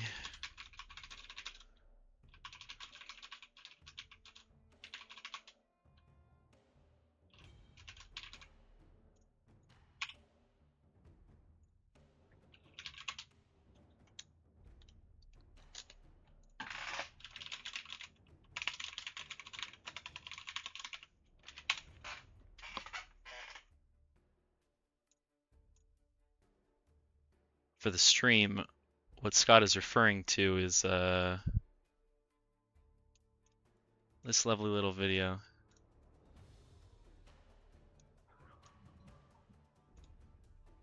Beautiful. Classic. Just pick me whatever, let's just lose in peace.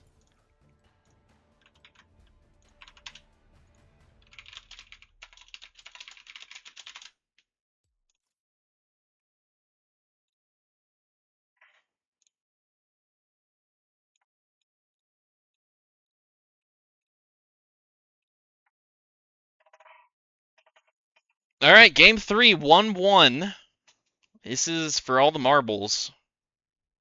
Again, very aggressive team comp from red side this time around. It's strange seeing the electrocute out of Talon Jungle, as more often I've seen the fleet footwork, as it provides some nice mobility, as well as a decent amount of sustain in the jungle for Talon, as he already has so much damage in his kit. The Conqueror picked for Garen alongside that Ignite, so also playing pretty aggressive in top lane. So red side either crashes and burns, or they find victory. I really hope that the Talon doesn't fall behind in the jungle nearly as much as he did the previous game, as that really gave Kolbe's Cakes a way back into the game, as it was their only advantage for a long period of time. Minions have spawned. And Talon really needs to be able to be on good econ.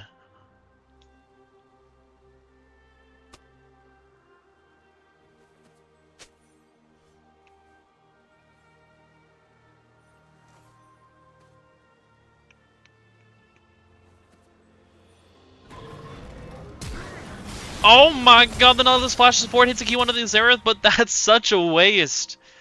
It's very, very small health advantage.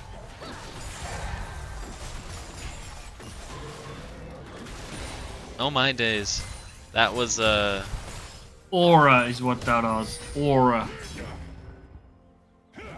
he is better flash now. Oh, he hits another flash onto the Xerath. The Xerath stepped a little too far forward. Does get ignited there, but Tristana doesn't have W to actually punish there.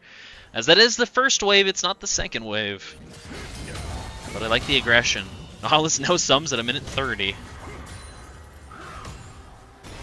As both junglers are pathing down this game. Talon a little bit slower than the Kayn.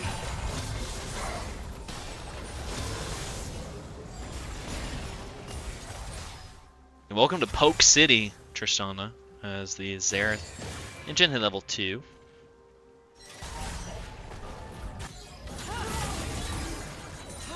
Good chunk through a lonk onto this Diana here. Interesting seeing that the Diana went for Storm Raider's Surge, as the lonk, he does hit level 3, does pop Ignite onto this Diana as they both trade Ignites. The Diana had counterpicked this game, and he's down 10 CS and a kill already. Well played by mid. Showing that mid's not going to be a problem. Mid's just going to gap. Way to keep it PG, bro. That's friendly.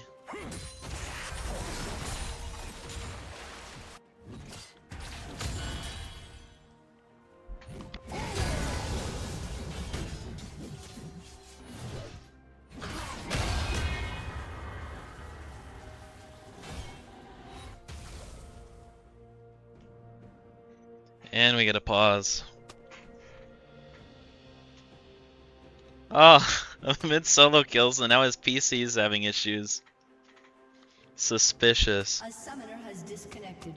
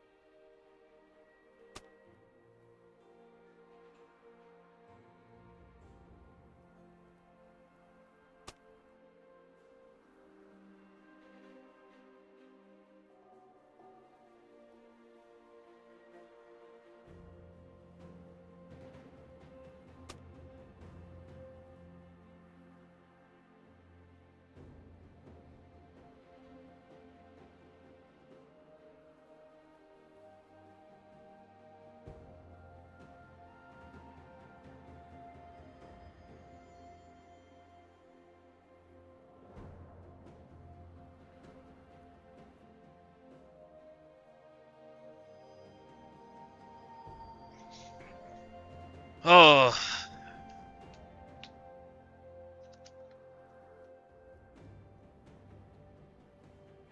So we wait.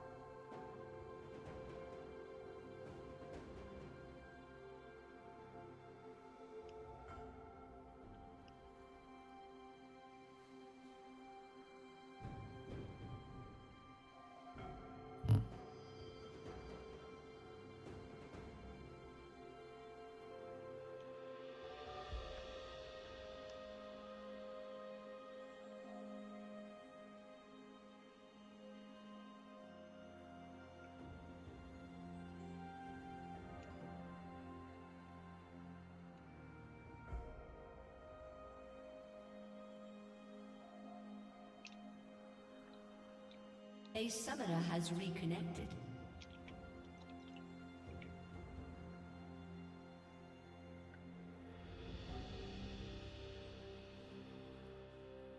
Good comms, Bebu.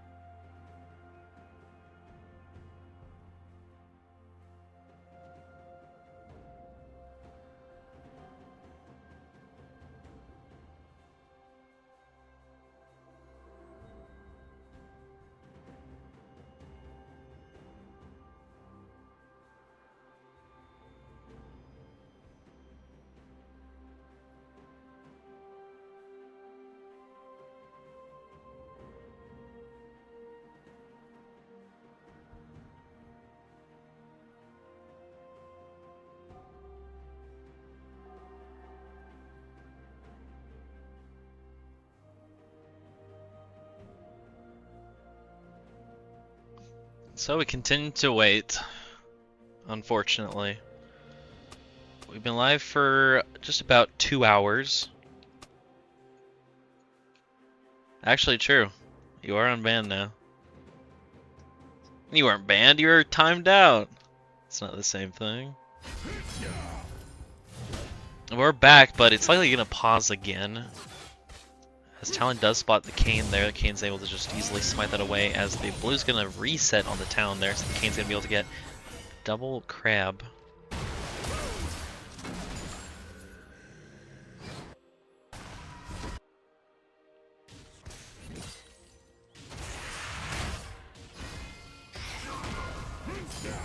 As unfortunately, the Talon already behind a decent chunk of gold. But this LeBlanc looking really good into the Diana so far.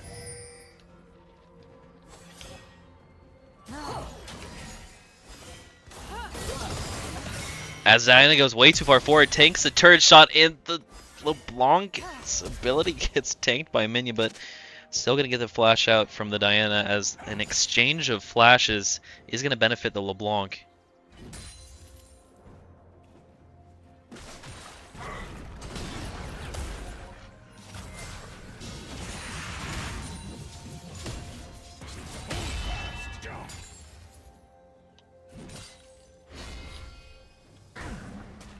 Well, let's keep it a little bit wide on the Xerath. The Xerath E a little bit short on the Tristana. A lot of abilities missing. But Tristana and Jhin are going to be able to neutralize the waves.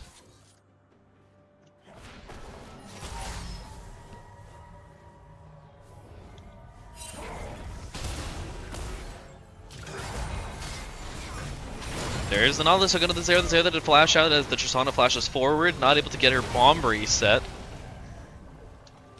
And so not able to secure a kill there as Tristana ended up flashing there.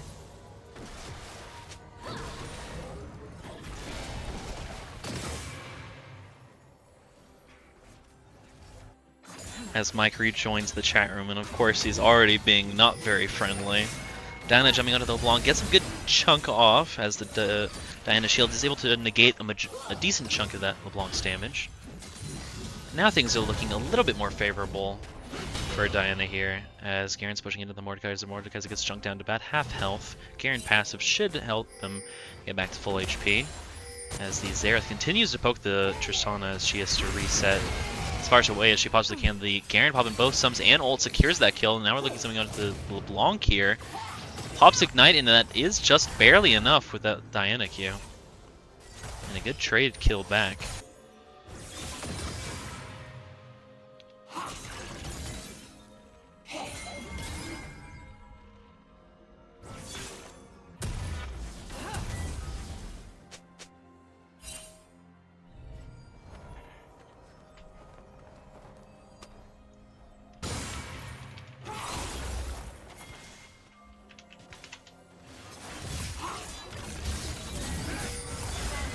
Oh, looking for something under this Diana here. The Diana pops ult, but doesn't have any other damage to follow it up on. The Talon had to flash out there.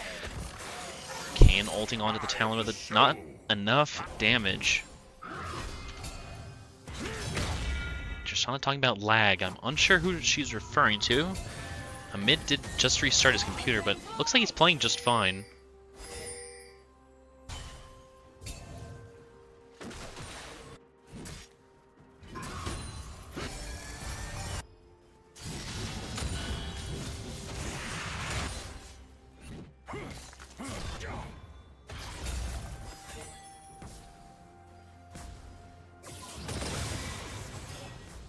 Both junglers pathing bot again. Diana's stuck under turret a little bit here. With your life on the line. What the hell?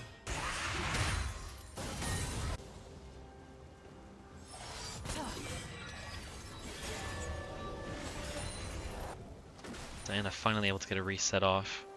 Still no objectives yet to be taken by either side. As both Kayn and Talon are focusing on farm, but the Talon is quite far behind already. Exactly what we didn't want to see happen is already happening at minute 7.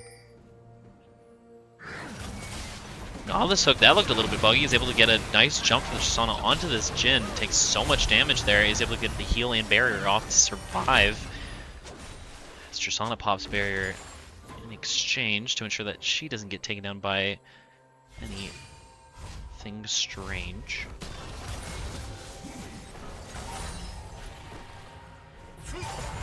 This incredibly poke-heavy bot lane of Jhin Xerath getting punished quite heavily. LeBlanc able to avoid that Diana ult damage, but did take a good chunk of damage before it.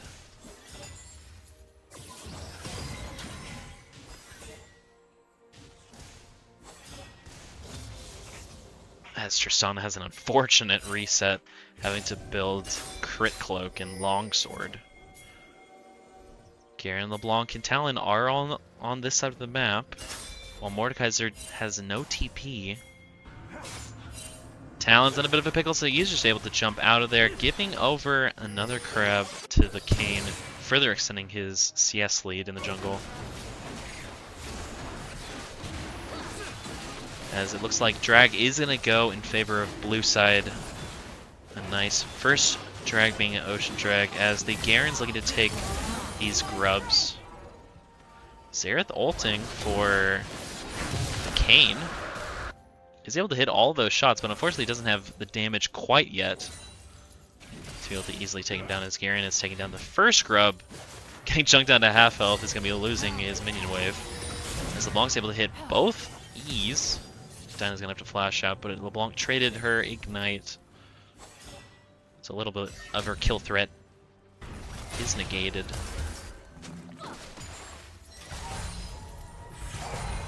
Very, very selfless Garen. Finally able to secure all 3 grubs. I imagine blue side was probably a little bit confused about where the Garen was, as the Diana looks to engage onto the LeBlanc, but ended up being favorable for the LeBlanc there, even when the Diana did have Ignite.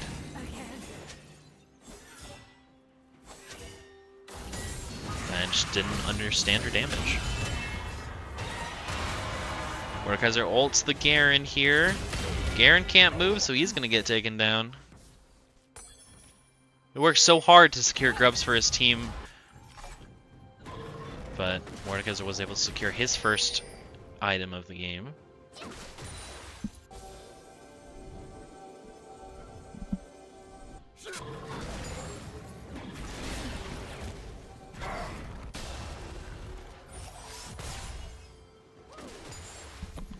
I really like seeing blue side's bot lane just holding the wave here, forcing the Xerath and Jhin to walk into them.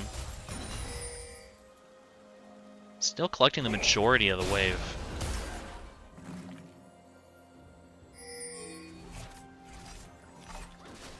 But Tristana's E will naturally push the wave, so it's very hard for them to freeze.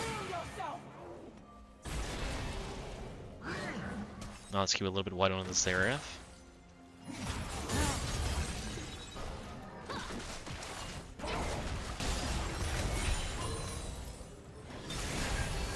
Big damage on the Tristana there. The Nautilus stunned after his hook went forward. The Kayn's stuck in this middle bush. They don't know it quite yet. Nautilus flash Qs onto the Xerath, is able to pop his ult soon afterwards. The Kayn is a little bit behind the play, so the Talon is barely not able to secure the kill onto the Tristana. Tristana able to avoid all those Xerath ults. So not a trait. Oh, the Jhin ult also a little bit wide onto him, as the Jhin is looking for a kill onto this Kayn here. But instead, it looks like the Nautilus is going to be giving over his life to ensure that his jungle and ADC can get out of there. But the LeBlanc is also looking to pick up these low health targets, but instead she's going to find this Diana here. While at the same time, the Mordekaiser and the Garen are fighting on the top side of the map. Uh-oh, it looks like the LeBlanc didn't communicate that the Diana was right around the corner, so the Jhin is likely going to get taken down, as the Diana is going to get slowed by the W, but Diana E ults and secures that kill onto the Jhin. As Garen on the opposite side of the map is able to secure that kill into the Mordekaiser.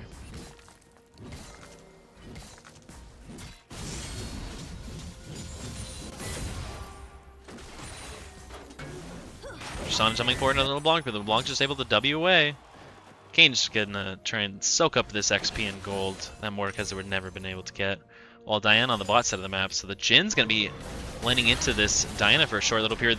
Oh, but Nautilus goes way too far forward, trying to get a hook on the LeBlanc, but LeBlanc is able to avoid it. And now the Tristana gets taken down by the Talon, while the Nautilus is likely going to get taken down by either the Garen or LeBlanc here, as LeBlanc secures that kill. And Jin's going to be catching this bot wave here. So good rotations by red side, and a bit of an unfortunate timing from blue side as they played a little bit too aggressive. You hope Jin is going PD.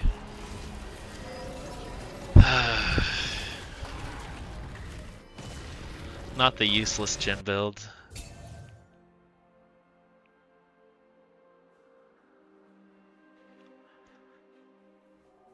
Whoa!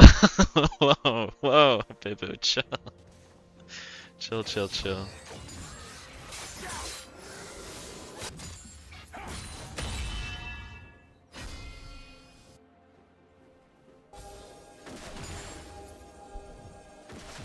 So now after all those chaotic movements around the map, everyone's going to return to their normal lanes. As Xerath misses his E onto the Diana. Diana's going to pop the ult here. He's able to blow him up, but the Talon is going to have to pop his ult to be able to get away from the Tristana and Nautilus that spawned out of nowhere, damn near. LeBlanc shoving in mid-turret, though. Almost taking it down, thanks to those 3 grubs that the Garen took so much earlier in the game. Diana doesn't have ult here, so LeBlanc is incredibly favored.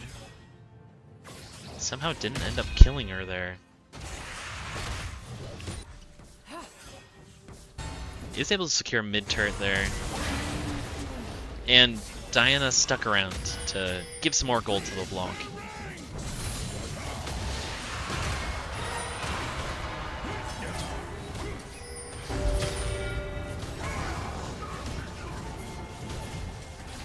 And Garen taken to Brazil and taken down. Nautilus ults the Jinja, is going to have to flash out. The Tristana should be jumping forward, but it decides against it because it didn't realize where the Talon was.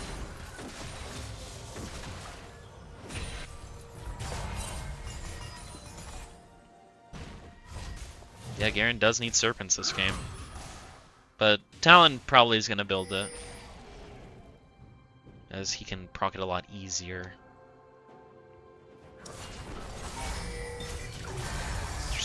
Tristana spotted out there.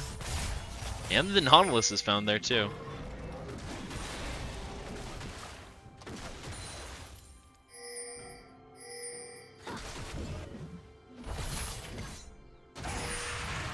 Nice movement from the Garen. And unfortunately, the LeBlanc's E was hit onto the minion there. Garen pops Ignite onto the Mordekaiser here.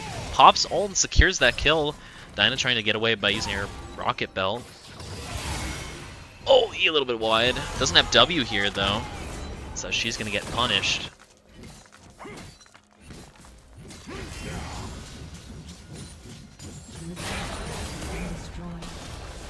Now Xerath's going to be catching the wave. Hopefully not dying to Diana.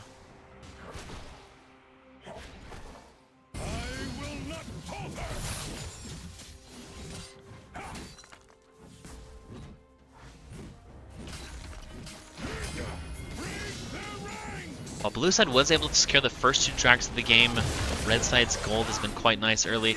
Oh, unfortunately, Jinna is a little bit too far forward, and so he's going to get punished by the Kayn and Nautilus. Kill going over to the Tristana there. Nice stun from the Xerath onto this Diana, as the Talon decides he has to use his flasher just to ensure that Xerath doesn't get taken down there. So yet again, a bit of a misstep by the bot lane of 14 Beers, as a lot of times when Bubba's been roaming around the map, just stepping way too far forward and dying, as very clearly the top side of the map was their strong point. Red team's turret has been destroyed. And gives over a kill as well as the bot turret to blue side.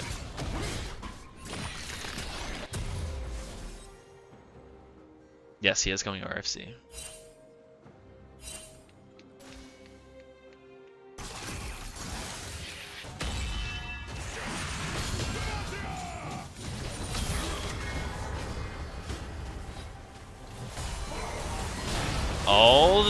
The Kayn way too far forward and gives another kill over to this LeBlanc. Good punish by red side, but unfortunately no objectives to be taken as Talon gets spotted by the Diana there. This Diana's pumping damage. Yeah, Mortal Reminder Garen.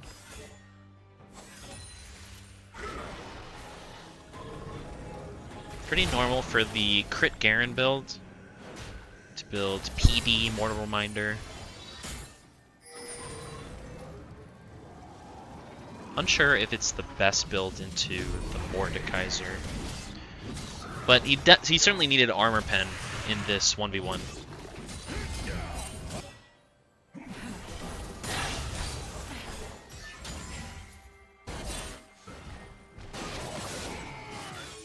Garen's looking for something under the Kayn here. Does spot him out, flashes forward, silences the Kayn so he can't E away, but is able to get that ult off just in time. LeBlanc should be able to secure this kill here and is able to do just that. Mordekaiser also wasting his ult here as the Garen and friends are going to be looking for something out of this Mordekaiser. Mordekaiser ended up having to flash away. Garen gets stuck in a turret. Actually, there was LeBlanc that was stuck in a turret. Nice ult from the Jhin there. Barely Mordekaiser is able to walk it off. Fortunately for red side, while they were committing that many resources to that side of the map, Diana's shoving in bot. Tristana is able to get a few turret plates mid lane, but the Garen able to open up the map even further by securing tier 2 top lane.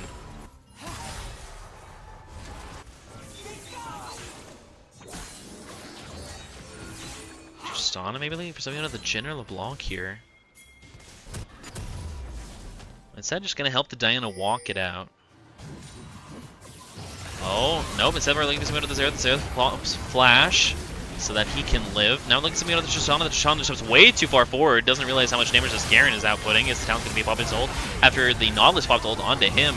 Big damage coming between both teams. The Diana flashing forward as the Jhin flashes back as the Mordekaiser looking for something out of the Zero. The Zero's going to slow this Mordekaiser down so he can get away. And in exchange of a lot of summoner spells in ult means that red side should be able to secure their first drag of the game, but the third drag overall, as they now close in on about a 4k gold lead for themselves. This Tristana should be a little bit scared of this LeBlanc here, as LeBlanc can easily look for a pop. Oh!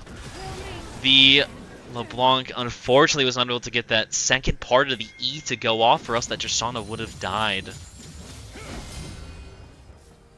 But it does mean that all of Tristana's sums are gone for this next team fight.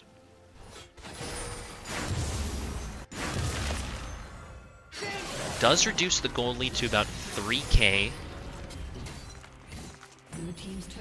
as these grubs have netted so much value for red side, as they've been able to secure so many of these turrets so easily because of it. As LeBlanc closes in on her third item.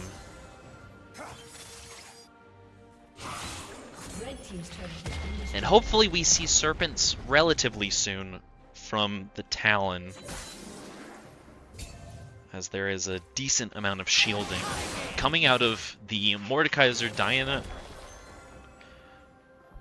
the Locket from Nautilus, and Nautilus Shield.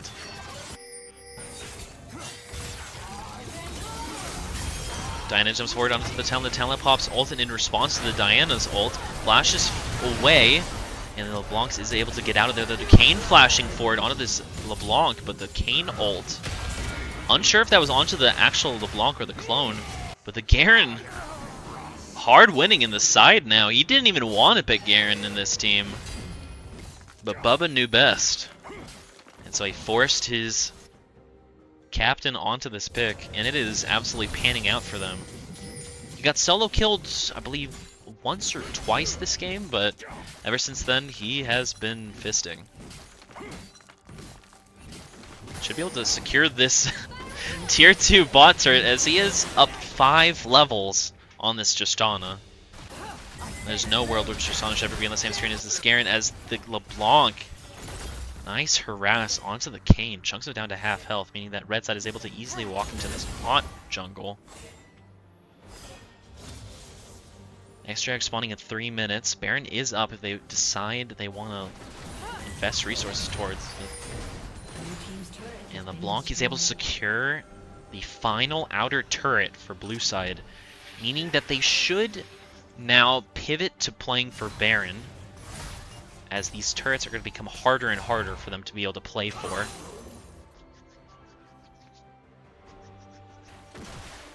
As we do see Garen on the top side of the map. The Kayn is up there as well, doesn't have flash, does have ult as well as quite a bit of mobility.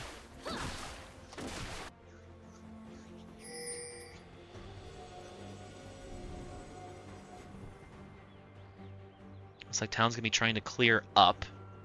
Gromp into wolves, into chickens. Well, LeBlanc looking for invade, potentially looking for a pick, but she was spotted here. Kayn is going to spot her out, but he just gets popped. A very strange play there from the Kayn, as they were fully aware that LeBlanc was in that bush, and the Kayn also gave vision of LeBlanc in that bush.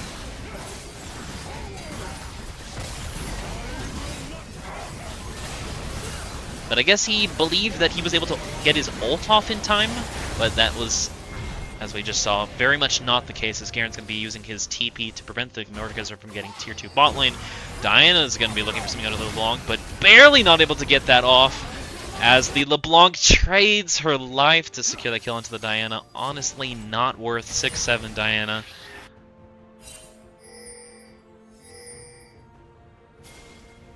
But the LeBlanc is so incredibly strong, and such a pivotal member of their team.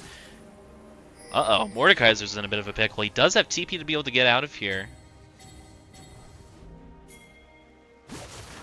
He's running for the hills. Here comes Garen.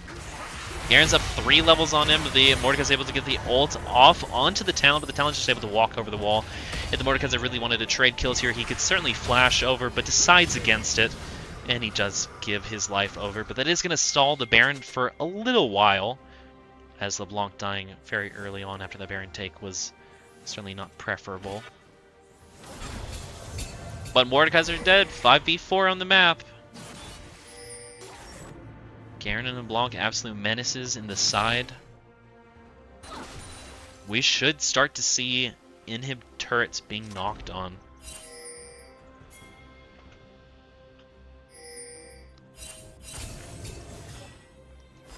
I don't know.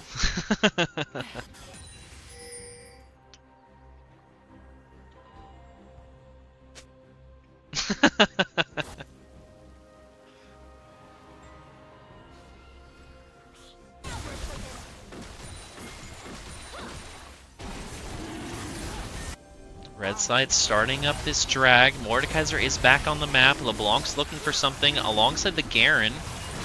And blue side's bot jungle. It is a good concede, as if they walked up, they certainly could have gotten punished, and it could have led to the end of the game, or increased the chances of their base getting cracked open, as the Kayn is spotted there. Xerath popping his ult, looking for something out of the Kayn, but the Jin W not able to hold him still. As the Blancs flashed away by the Kayn, but still they have so much damage. There's no way you can ever get out of there. Incredibly greedy play, trying to play for the enemy's chickens.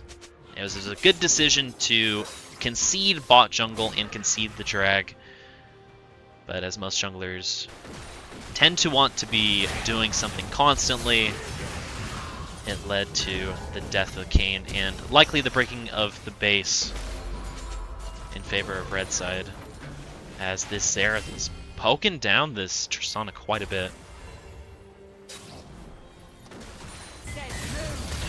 Yeah, Talon has electrocute. Oh, here goes Garen. He uses Demacia, takes down the Mordekaiser, and the Mordekaiser is the first one to die here. The nice ult from the Nautilus onto this Talon. The Talon's not able to get anything done. Shutdown going over to the Nautilus. Unfortunate. But the base is falling apart, as Jhin and Xerath are able to secure that there. Nice E from the Xerath there, as the King gets chunked out quite heavily.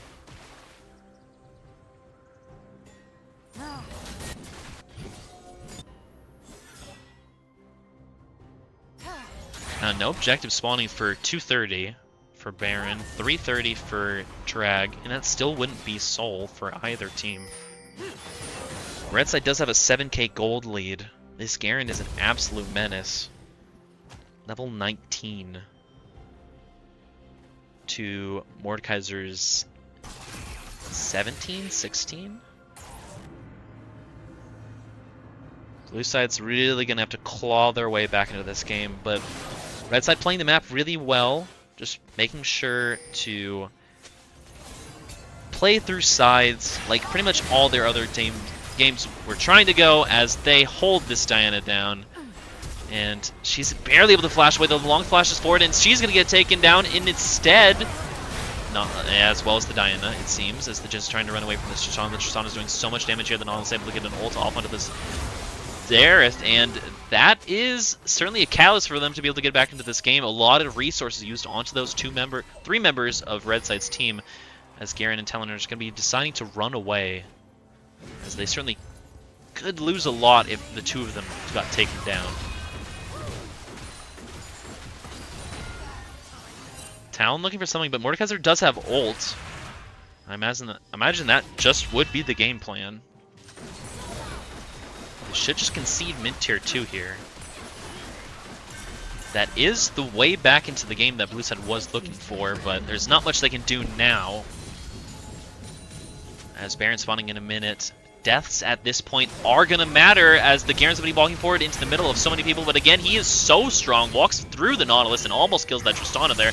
Talon's trying to get that kill finalized as he goes way too far forward. He's going to get ulted by the Mordekaiser. The Mordekaiser is going to be holding him in jail for quite a long time. Now they're looking on the side with the block's able to secure the kill into the Kayn. And Mordekaiser's still looking for this kill into the Talon, but he's going to get slowed down by the Xerath. And instead, the Mordekaiser's just going to get his life taken. The top and jungle for Blue Side not looking too great this game.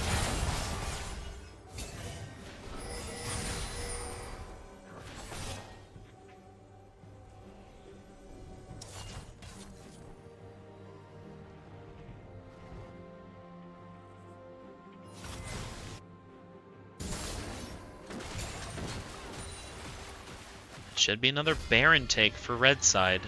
Garen now level 24 items.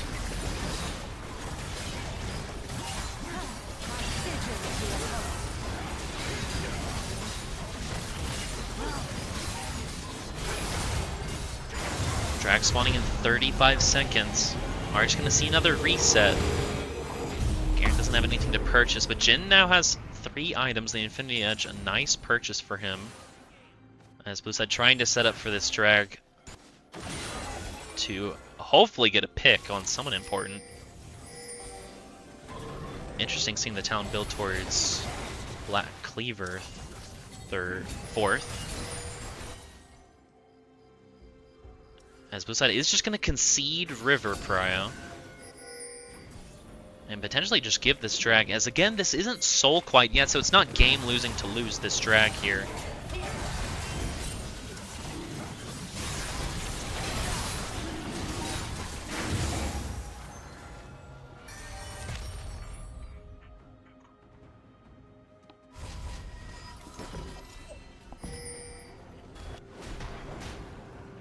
While Tristana does have 4 items, doesn't have 100% crit quite yet. Is going to be building towards Mortal Reminder or LDR next, as LeBlanc potentially going to spot out the Kayn here, and the Kayn's going to have to walk further back here. Garen on the side with Grubs and Baron. Good damage from the Xerath and Jhin onto this Tristana. And Mordekaiser cannot play the game. It looks like the Diana tried to look for something onto the side. Now the Kayn looked for something. He got popped while the Diana was getting popped in this side as well. Tristana able to secure that trade kill. Talon tried to get something done, but again, this Nautilus has prevented him from getting to do much. And that likely will be the game for Red Side. Unless Tristana is able to stop it. Nautilus has ult. There it's popped onto the Jhin. Baron flashes forward onto the Tristana, but the Mordekaiser is going to be ulting to sacrifice his life. Tristana still gets taken down, though. And so Red Side is going to take it in a 2-1 victory. It's the number 2 seed is going to be knocked out of playoffs, or the winner's side of playoffs.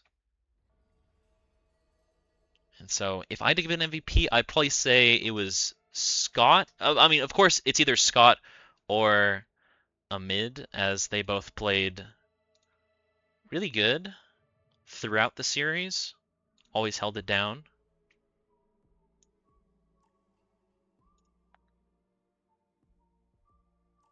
And so if Scott wants to join the booth, let's talk.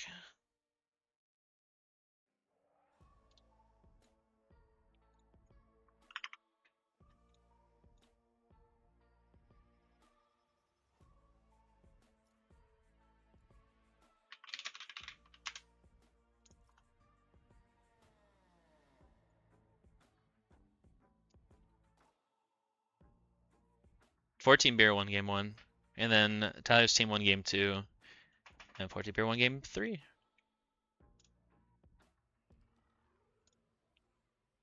Hello, This the right hello. booth? This is it. This is it.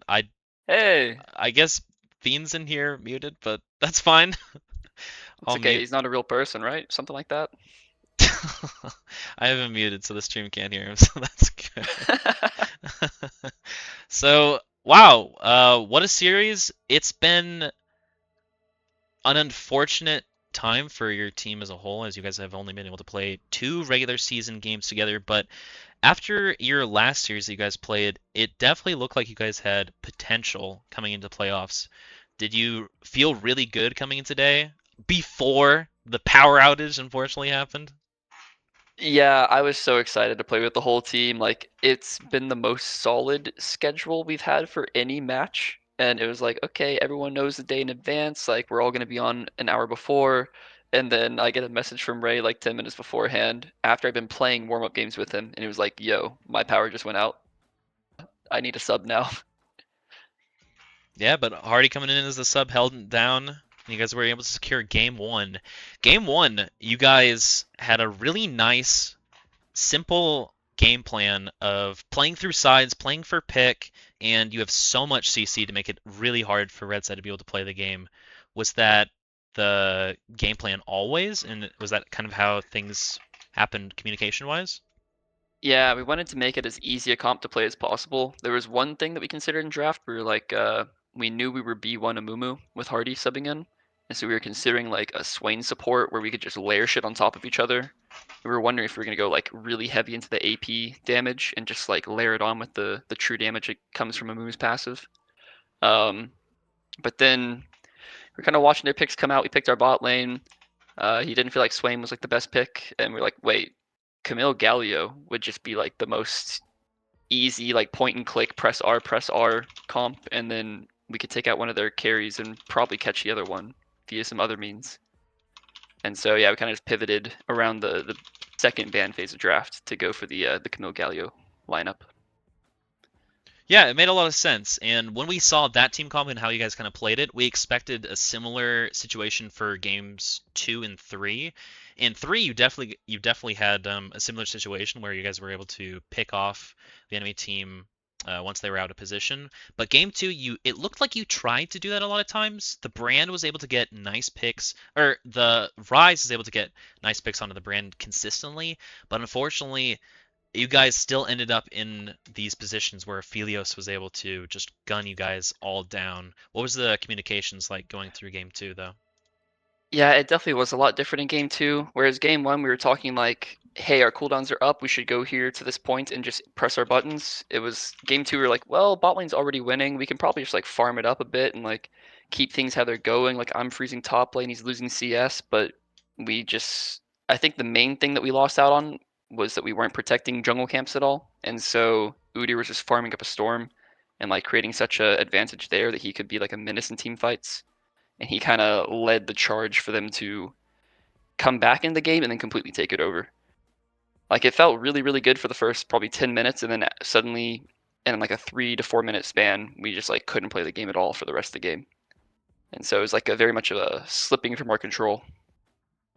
Definitely. But yeah, after seeing game 2, there was definitely glimpses of hope of you guys slowly being able to claw your way back, but unfortunate team fights led to them being able to secure the win, and now going to game 3. The team comp that you guys ended up drafting was definitely very all or nothing sort Yeah. of ordeal, very glass cannon, which is hype and it's fun to see. But was was there a lot of conversation going into what exactly you guys wanted to draft, or is it more comfort as a whole? We were, as far as bans, we were trying to cover things that would make our comfort picks hard to play. And then as far as the comp itself, like all we knew is that we wanted Jin Zareth. Like 1, 2, we were gonna take those. I was hoping for like a late round Gragas pick, but they took out my 3 biggest comfort champs like in the first ban phase. And so I was sitting there staring at the Jin that I locked in, not able to look at the top champ pool. I was like, fuck, the only thing coming to mind is Garen. I guess lock it in. And then it didn't get locked in. We had to go blind pick and redo the draft. And then But you said it was Jax. yeah, because he hadn't locked it in yet, and I was like, now that I can actually look at the top champ pool, um, because he never hovered a champion, I didn't know what I could get away with there. But yeah, that was a little bit of a scummy moment for me. Oh, I But the moment respect that it. they said, as far as our mid and jungle picks, mid we said LeBlanc, Ori, and Echo are open. What do you want? He said LeBlanc could be good. I want Echo, and then we locked in LeBlanc by accident, and that's how we wound up with that one. And Ray just said, like, even going into draft before we locked the R1, R2 Jin Zareth, he was like, yeah, just fucking give me Talon. Hell yeah. But yeah, it ended up working out. The Amid was an absolute menace in pretty much every game. You and him both played really, really well. The rest of the team was able to do their jobs for sure. So you guys played really well as a team. It's nice to see you guys play as 5. But yeah, now you guys are going into the, I guess, semifinals Yeah, against Champ Ocean. Any immediate thoughts on that series? they have a really scary bot lane. That Vendetta guy, similar to Tyler, is really, really good. But I don't know, it just feels more often more oppressive to play into him. Even if he doesn't have like a ton of setup. I guess kind of like by the nature of the champs he picks, like he plays a lot of Ezreal, where he can kind of solo go in and out. Whereas Tyler's champs normally require a bit more protection, like a Jinx Aphelios. So yeah, I'm nervous, but like I'm looking forward to it. I can't even remember who their top laner is. It's Joe. Oh fuck. Yeah, I'm screwed. We'll try to win one game. We'll see if we can take one off them before we go to the 3rd, 4th place match. Nah, you'll figure it out. You guys will figure it out. Figure out a game plan to make it work. As Bubba's picks are always very creative to see, and that support difference might be the thing that really sways bot lane for sure. So definitely looking forward to that series, as well as the other series that we'll be playing relatively soon. As the other team that won today was Smash Bros. Yeah. That was the Mars team? Yep. And who did they play again? I forget. They played against Bean's team. Ah, okay. Yeah. I'm not super surprised by the result. I think they're really strong. Yeah, it should be fun semifinals games to watch, but also make sure to stay tuned to the losers side of the bracket. So there's a lot of games coming up as we near the end of this Rec League season. Yeah, make sure to stay tuned. Thanks for playing. Thanks everyone for watching. We'll see you guys relatively soon. I imagine potentially this weekend or coming week. It's all gonna be coming fast. We appreciate the cast.